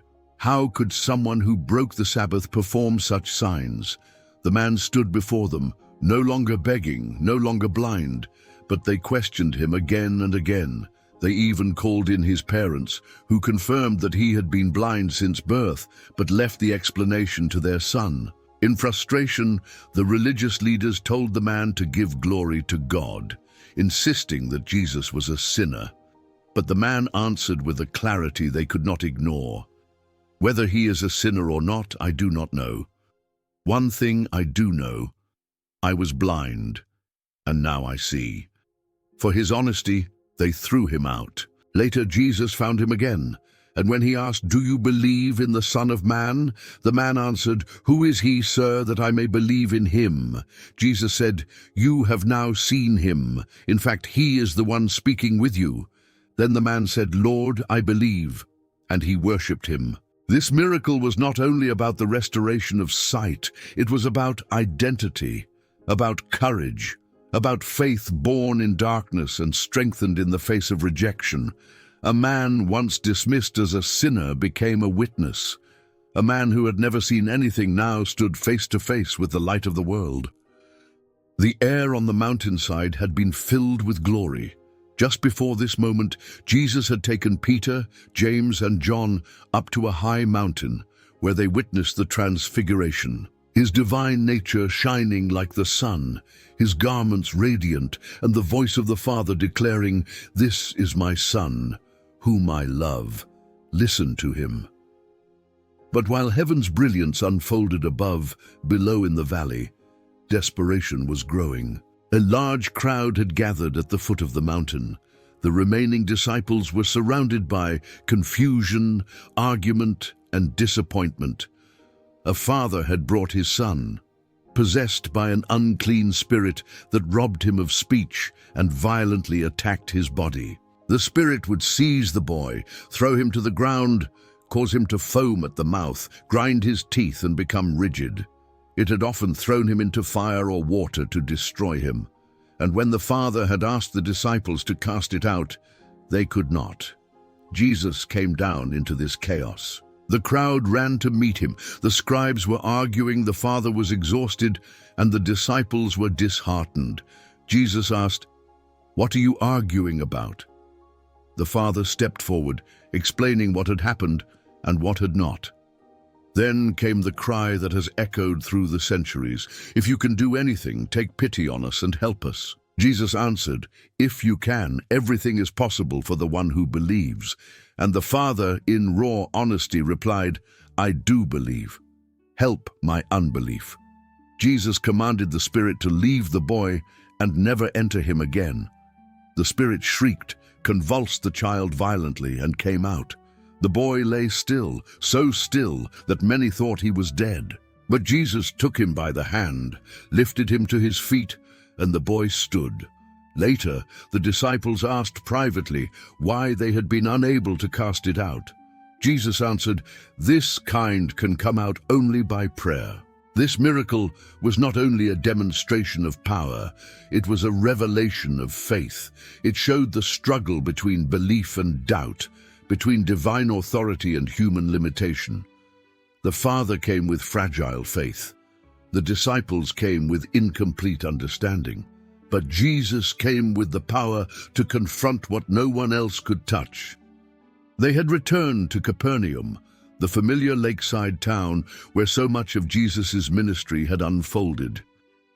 It was here, among the homes and marketplaces, that a quiet but unusual moment revealed his authority not only over sickness and spirits, but over the small systems of everyday life. As Jesus and his disciples entered the town, the collectors of the temple tax approached Peter. The tax was not Roman but religious, a half-shekel offering required of every Jewish male to support the maintenance of the temple. They asked, "Doesn't your teacher pay the temple tax?" Peter, likely eager to defend Jesus' place among the faithful, answered quickly, "Yes, he does." But as he returned to the house, Jesus met him with a question before he could say anything. "What do you think, Simon? From whom do the kings of the earth collect duty and taxes? From their own children or from others?" Peter replied, "From others."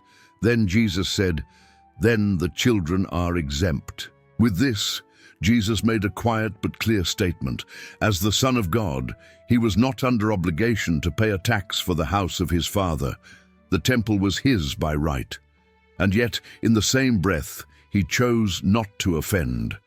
The lesson was not about exemption, but about humility, about walking in wisdom, about engaging the world without compromising truth. Then came the miracle, not grand or public, but quietly extraordinary. Jesus said to Peter, "Go to the lake and throw out your line. Take the first fish you catch, open its mouth, and you will find a coin. Take it and give it to them for my tax and yours." Peter obeyed.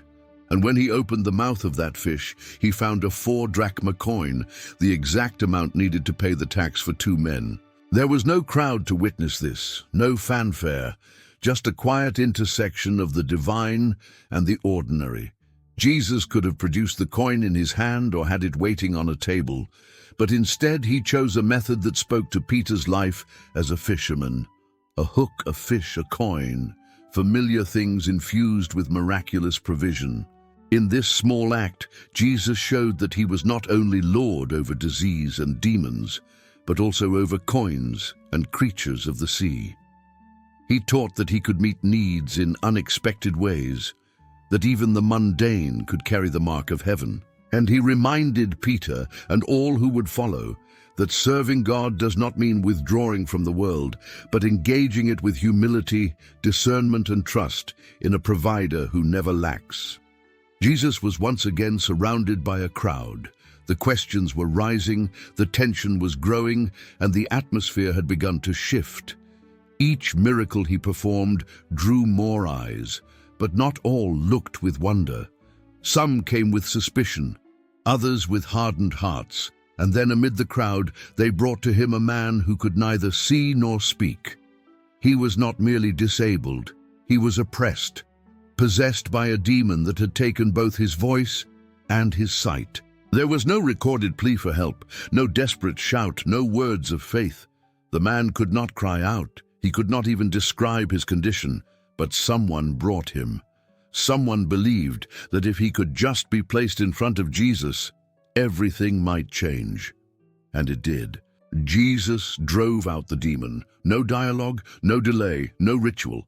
What had taken hold of this man, what had silenced him and blinded him, was confronted and expelled by the authority of a single presence. Immediately, the man began to speak. His eyes opened. His voice returned. Those watching were astonished. They said, "Could this be the Son of David?" It was more than admiration. It was a question rooted in prophecy. The title, Son of David, pointed to the long-awaited Messiah, the one who would restore Israel and establish God's kingdom.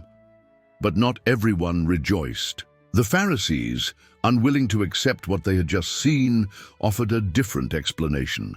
They said, "It is only by Beelzebul, the prince of demons, that this fellow drives out demons." Unable to deny the miracle, they tried to corrupt its meaning, accusing Jesus of using demonic power to cast out demons. Jesus, knowing their thoughts, responded with clarity. Every kingdom divided against itself will be ruined, and every city or household divided against itself will not stand. If Satan drives out Satan, he is divided against himself. How then can his kingdom stand? He continued, "But if I drive out demons by the Spirit of God, then the kingdom of God has come upon you." This miracle was not just a healing, it was a confrontation. Light had broken into darkness, and the darkness had recoiled. But those watching were forced to choose. Was this the power of God or something else? Would they recognize the Spirit at work, or would they call it evil because it did not fit their expectations? For the man who had lived in silence and blindness, there was no doubt. He had been freed, restored, brought back into a world of sound and sight. But for others, the question still lingered, not because the signs were unclear, but because the hearts watching them refused to see. It was the Sabbath, and Jesus was teaching in one of the synagogues. The scene on the surface seemed familiar. The sacred day, the scrolls unrolled, the congregation seated in quiet expectation. But among the listeners was a woman who had suffered in silence for 18 years. She was bent over, unable to straighten herself.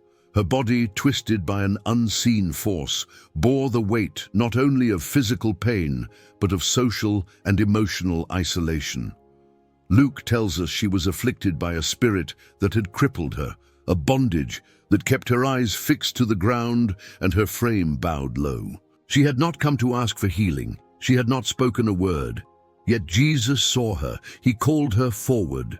In the middle of the synagogue, in front of the teachers, elders, and worshippers, she walked slowly toward him. There was no ritual, no request. Jesus simply said, "Woman, you are set free from your infirmity." Then he placed his hands on her. Immediately she straightened up.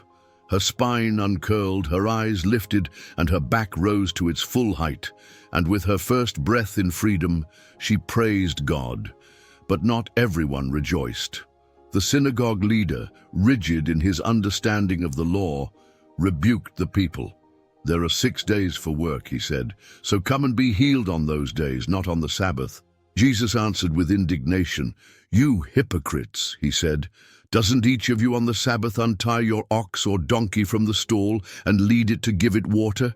Then should not this woman, a daughter of Abraham, whom Satan has kept bound for 18 long years, be set free on the Sabbath day from what bound her?" The words cut through the room. The people understood. This was not about rules, it was about freedom. The Sabbath was not a burden to carry, but a gift of restoration. And that day, restoration had come to the woman who had lived in shadows for nearly 2 decades. Those who opposed him were humiliated, but the people rejoiced at all the wonderful things he was doing. This miracle was not only about physical healing, it was a declaration. Jesus had come to lift what religion could not, to restore where tradition had fallen silent, to free those bent under the weight of unseen chains.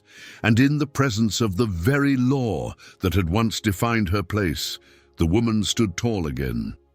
It was another Sabbath. But this time Jesus was not in a synagogue or out among the crowds. He had been invited to dine at the house of a prominent Pharisee. The atmosphere was refined, the surroundings carefully arranged, yet beneath the surface, tension lingered. Those present were watching him closely, not with admiration, but with scrutiny. The invitation had not come from affection, but from calculation. Among the guests, or perhaps brought in intentionally, was a man suffering from dropsy. His body was swollen, filled with fluid, likely from a chronic illness. In that time, such a condition was not only painful, but also deeply stigmatized. To the religious elite, illness often raised silent questions about sin, about worthiness, about purity. The man stood there, silently swollen with pain, a human test case. The room waited to see what Jesus would do. Jesus turned the question back to them before doing anything. He asked the Pharisees and experts in the law, "Is it lawful to heal on the Sabbath or not?" They said nothing. Their silence was not ignorance, it was strategy. To answer yes would undercut their grip on Sabbath traditions. To answer no would expose their lack of mercy. So they said nothing. Then Jesus reached out, took hold of the man, and healed him. The swelling receded. His body returned to normal, and just as simply as he had come, the man left, healed, whole, free. Jesus then asked another question. "If one of you has a child or an ox that falls into a well on the Sabbath day, will you not immediately pull it out?" Again, silence. What he did with that question was simple. He made them face their own contradictions, their own mercy for animals and family, and their lack of it for the man who had stood right in front of them. This miracle was quiet, but it was pointed. It exposed the legalism that had turned the Sabbath from a day of rest into a day of restriction. It challenged the pride that watched suffering and called it righteousness. It reminded those in the room and all who would hear the story that healing was not an interruption of God's law. It was the fulfillment of his mercy. The man with dropsy had likely expected nothing that day. He may have been used to being overlooked, but in one moment, Jesus made him the center of a lesson that would not be forgotten. A lesson in compassion, in courage, in what it means to act when others stay silent.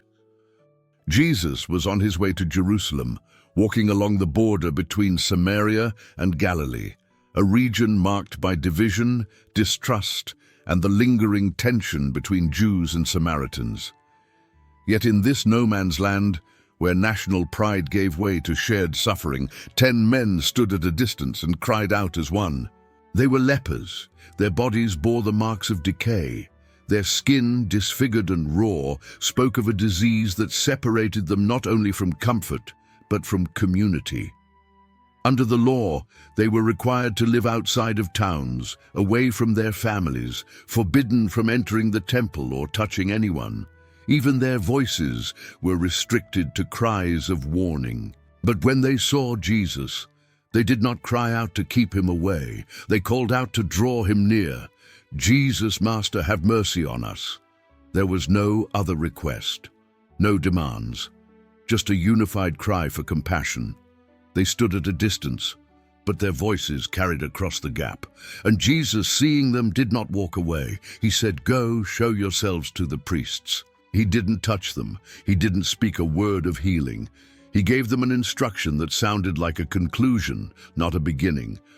Under the law, only a priest could declare a leper clean, but these men were still covered in disease. To go now, without visible healing, was to walk by faith, not by sight. And they went. Step by step they obeyed the word given to them, and as they walked they were healed. The sores disappeared, the skin restored, numbness turned to sensation. As they moved forward in obedience, their bodies came back to life, but only one came back to Jesus. He saw that he was healed, turned around and returned, not quietly, but with a loud voice, glorifying God. He fell at Jesus' feet, praising him, overflowing with gratitude, and he was a Samaritan. Jesus looked at him and asked, "Were not all 10 cleansed? Where are the other 9? Has no one returned to give praise to God except this foreigner?" Then he said to the man, "Rise and go. Your faith has made you well." All 10 had been healed physically, but this one, this outsider, this man doubly rejected, received something more. His gratitude opened the door to a deeper restoration. He came back not just for what he had received, but for who had given it. This miracle revealed more than power over disease.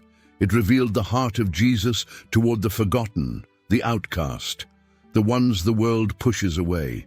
It showed that healing touches the body, but thanksgiving touches the soul. The message came to Jesus while he was across the Jordan. "Lord, the one you love is sick." It was Lazarus of Bethany, brother of Mary and Martha, friend of Jesus, a man whose home had often welcomed him. The urgency of the message was clear. Sickness had come suddenly, and death was near. Those who sent it believed that if Jesus came quickly, Lazarus would live. But Jesus did not rush.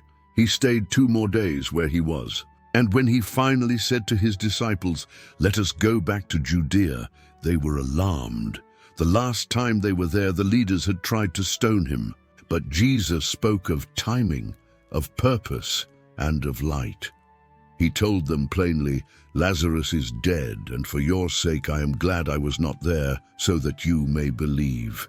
By the time they reached Bethany, Lazarus had been in the tomb 4 days. The air of mourning filled the village. Friends and neighbors had come to console Mary and Martha. When Martha heard that Jesus was near, she went out to meet him. Her voice carried the ache of grief and the edge of belief. "Lord, if you had been here, my brother would not have died." But she still held hope. "Even now I know that whatever you ask from God, God will give you." Jesus said, "Your brother will rise again." Martha replied, I know he will rise again in the resurrection at the last day." Then Jesus said words that changed the meaning of death forever. "I am the resurrection and the life. The one who believes in me will live even though they die, and whoever lives by believing in me will never die. Do you believe this?" "Yes, Lord," she said. "I believe you are the Messiah, the Son of God." Mary came next, falling at his feet, weeping, saying the same words, "Lord, if you had been here, my brother would not have died." And when Jesus saw her grief and the tears of those around her, he was deeply moved. He asked where they had laid Lazarus, and as they led him to the tomb, Jesus wept. He wept not only for the pain of loss, but for the brokenness of a world ruled by death. He wept with his friends and for them. Then, standing before the sealed tomb, Jesus said, "Take away the stone." Martha hesitated. "Lord, by this time there is a bad odor, for he has been there 4 days." Jesus said, "Did I not tell you that if you believe, you will see the glory of God?" They rolled the stone away. Jesus looked up and prayed, not for himself, but so those watching would believe. Then he cried out in a loud voice, "Lazarus, come out!" And from the darkness of death, the man emerged. Still wrapped in burial clothes, still bound by linen strips, Lazarus walked out of the tomb. Life returned to a body long silent. Breath returned where none had remained.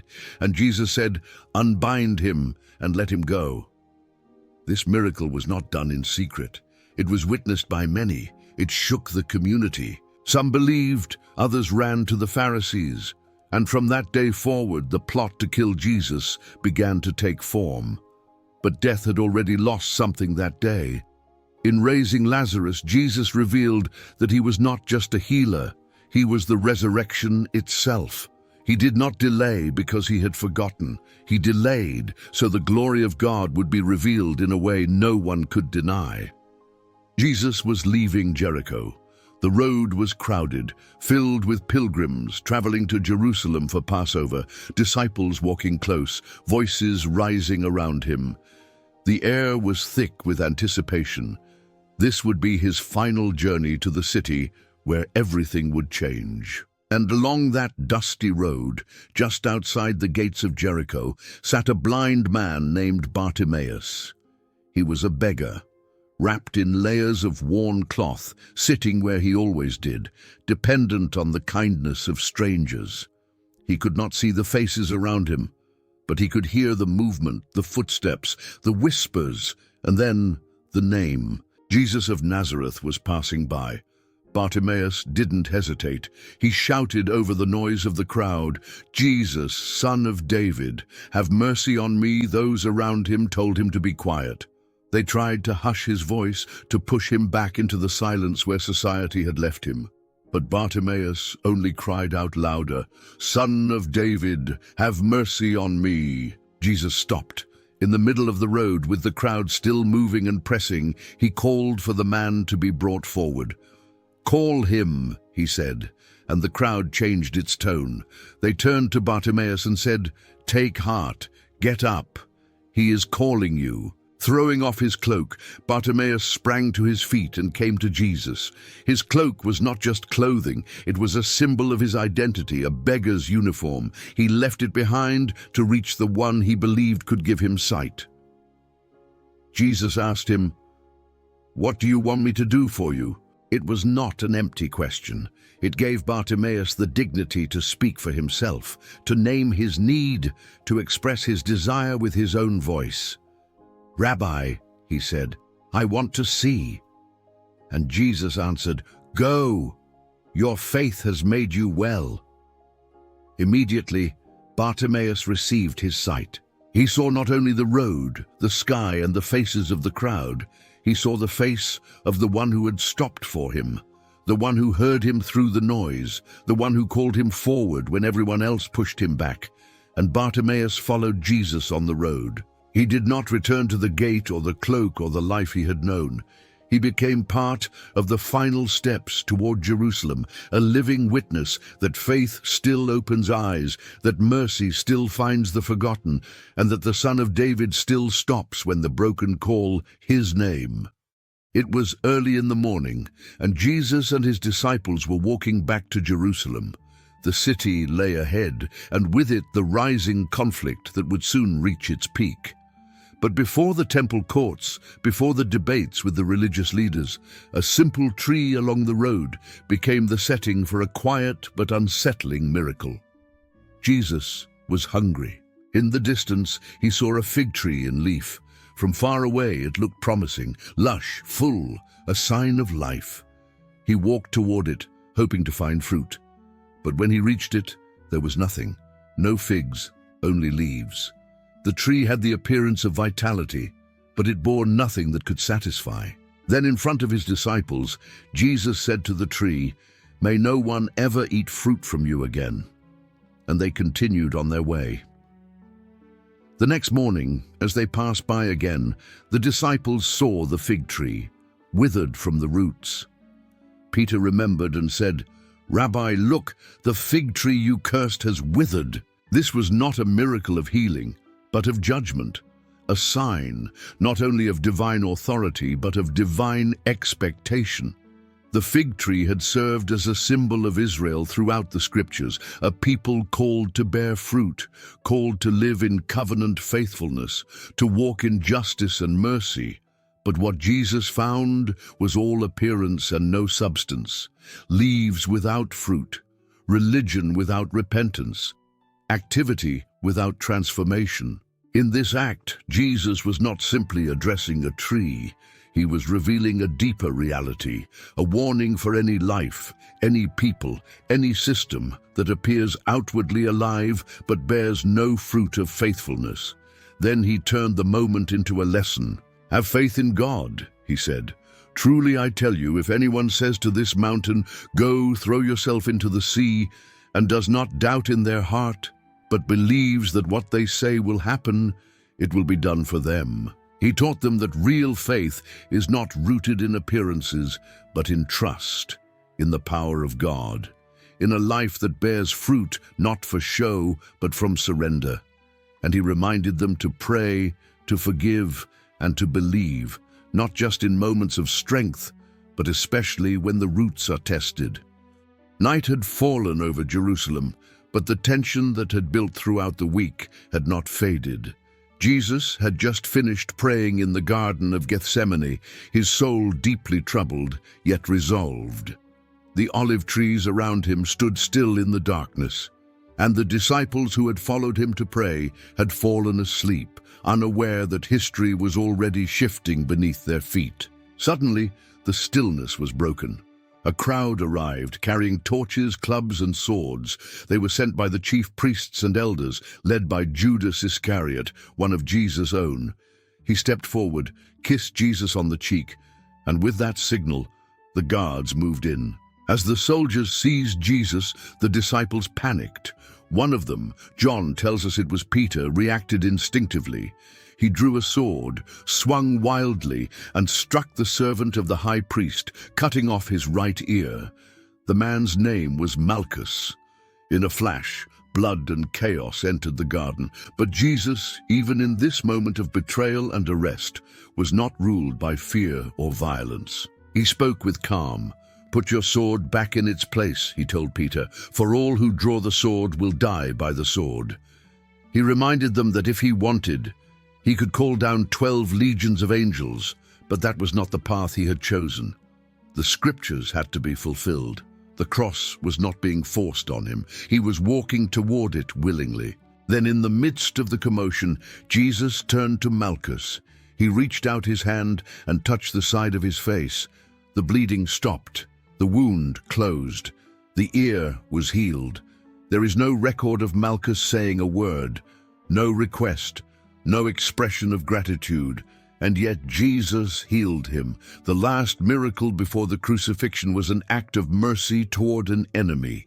In that garden, surrounded by betrayal, weapons, and fear, Jesus did not defend himself. He did not retaliate. He healed. One final time before being led away in chains, he reached out and restored what had been broken on the body of the very man sent to help arrest him.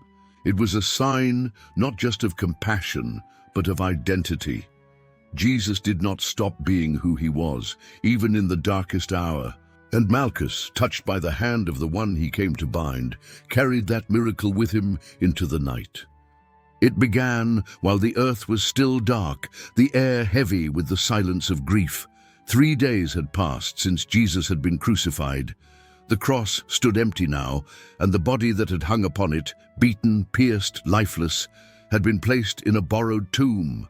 A large stone sealed the entrance. Roman guards stood watch. Everything seemed finished, but heaven was not finished. On the first day of the week, just before dawn, women who had followed Jesus made their way to the tomb. Mary Magdalene, Mary the mother of James, and Salome brought spices, not because they expected resurrection, but because they expected death. Their love moved them. Even in the face of finality, they had seen him suffer, they had watched him die, and now they came to anoint his body in an act of mourning and reverence. As they walked, they asked one another, "Who will roll the stone away from the entrance of the tomb?" But when they arrived, they found the stone had already been rolled aside. The entrance was open, the guards were gone, and inside, where death had laid its claim, sat a young man dressed in white, an angel clothed in brilliance. "Do not be afraid," he said. "You are looking for Jesus of Nazareth, who was crucified. He is not here. He has risen. See the place where they laid him." Their hearts trembled. Their minds could not hold the weight of it. They fled from the tomb, bewildered, overwhelmed. But Mary Magdalene returned. She stayed. She wept. And in her weeping, she saw someone standing nearby. She thought he was the gardener. He asked her why she was crying, whom she was looking for. She said, "Sir, if you have carried him away, tell me where you have put him." Then he said her name, Mary. And in that one word, everything changed. She recognized him, alive, real, standing before her, her teacher, her Lord. He told her to go and tell the others, and she did. "I have seen the Lord," she said. Still, many struggled to believe. That evening, as the disciples gathered behind locked doors for fear of the authorities, Jesus came and stood among them. No one had opened the door. No one had seen him arrive. Yet he was there. He said, "Peace be with you." Then he showed them his hands and his side. He was not a spirit. He was flesh and blood, risen and glorified. They rejoiced, yet even in their joy, doubt remained for some. Thomas, who had not been with them, refused to believe unless he could see and touch the wounds himself. A week later, Jesus appeared again. He turned to Thomas and said, "Put your finger here. See my hands. Reach out your hand and put it into my side. Stop doubting and believe." And Thomas fell to his knees and declared, "My Lord and my God." Over the course of 40 days, Jesus appeared to many on the road to Emmaus by the sea, on a mountainside in Galilee, and in the city of Jerusalem. He spoke with them, walked with them, ate with them. He restored Peter, commissioned the apostles, and promised the coming of the Holy Spirit. The resurrection was not a metaphor. It was not a vision or a story passed down in whispers. It was an event grounded in time and space, witnessed by women and men, experienced in fear and wonder. It transformed a scattered group of followers into bold messengers who would carry the news to the ends of the earth. Death had been undone. The stone was not just rolled away from a tomb, it was rolled away from the hearts of humanity. Hope was no longer a wish. It was a certainty, sealed in the scars of the risen Christ. As the Apostle Paul later wrote in Romans 6, verse 9, "Christ, being raised from the dead, will never die again. Death no longer has mastery over him." In the quiet hours of a new morning, in a garden where life had once begun and sin had entered the world, a new beginning unfolded. And from that garden, resurrection spilled out into history, into every nation, into every generation. including ours. The Sea of Galilee lay still beneath the early light. The shoreline that had once echoed with crowds and teaching was now quiet, wrapped in a strange tension between memory and waiting. Jesus had risen. He had appeared to the disciples more than once, and yet there was still a sense of uncertainty. What came next? What were they now meant to do? 7 of the disciples, including Peter, Thomas, Nathanael, the sons of Zebedee, and 2 others, returned to the familiar. "I'm going out to fish," Peter said. It was not rebellion. It was routine. It was what they knew before everything had changed. The sea, the nets, the boat, it was the world they had once belonged to. They fished through the night and caught nothing. At dawn, as light began to stretch across the lake, a figure stood on the shore. They did not recognize him. He called out, "Friends, have you any fish?" They answered, "No." Then he said, "Throw your net on the right side of the boat and you will find some." They obeyed. And as the net sank into the water, it filled. Not slowly, not gradually. Immediately it was heavy with fish, so many they could not haul it in. It was John who first recognized what had happened. "It is the Lord," he said. Peter did not wait. He tied his outer garment around his waist and jumped into the water, swimming to shore, his heart moving faster than his feet ever could. The others followed in the boat, dragging the net behind them. When they reached the shore, they found a fire of burning coals. Bread was there and fish already cooking. Jesus said, "Bring some of the fish you have just caught." Peter went and helped drag the net to land. It was full, 153 large fish, yet the net was not torn. Jesus said, "Yo, come and have breakfast." They sat with him by the fire, saying little, awed by his presence. They knew it was the Lord. He gave them bread and fish, just as he had done on a hillside once before. The same hands that had broken loaves for thousands now handed food to 7 men who had followed him through storms and fear and darkness. After breakfast, Jesus spoke to Peter, not with anger, not with judgment, but with restoration. "Simon, son of John, do you love me?" he asked.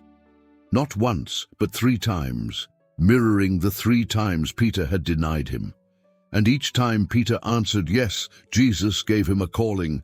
"Feed my lambs, take care of my sheep, feed my sheep." The miracle of the catch was not just a sign of power. It was a moment of calling, of grace, of returning. In John 21 verse 25, the gospel writer says, "Jesus did many other things as well. If every one of them were written down, I suppose that even the whole world would not have room for the books that would be written." And perhaps no miracle captured that fullness better than this one. A net overflowing, a fire on the beach, and a risen Savior welcoming his friends into a new beginning. Because resurrection is not only about leaving the grave, it is about returning to the sea and finding him there too. You have just walked through every miracle recorded in the Gospels, from the quiet transformation of water into wine, to the voice that called Lazarus out of the tomb, from the touch that restored lepers to the command that stilled the storm. Each moment revealed not only power, but purpose. Every healing, every act of mercy, every confrontation with darkness pointed to something greater, that Jesus was not only a teacher or a prophet, but the living expression of God's compassion and authority. These were not isolated events. They were signs of a kingdom breaking into the world, a kingdom where the blind see, the dead rise, the outcasts are embraced, and the hungry are fed.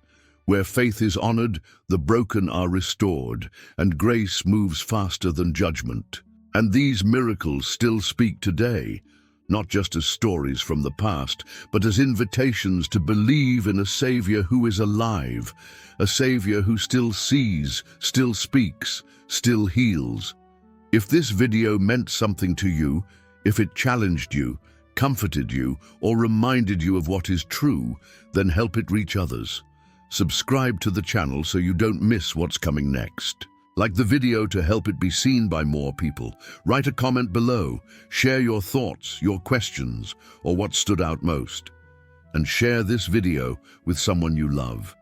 Let them see the miracles for themselves.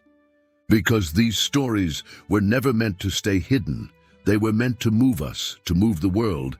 Thank you for watching, and may God bless you.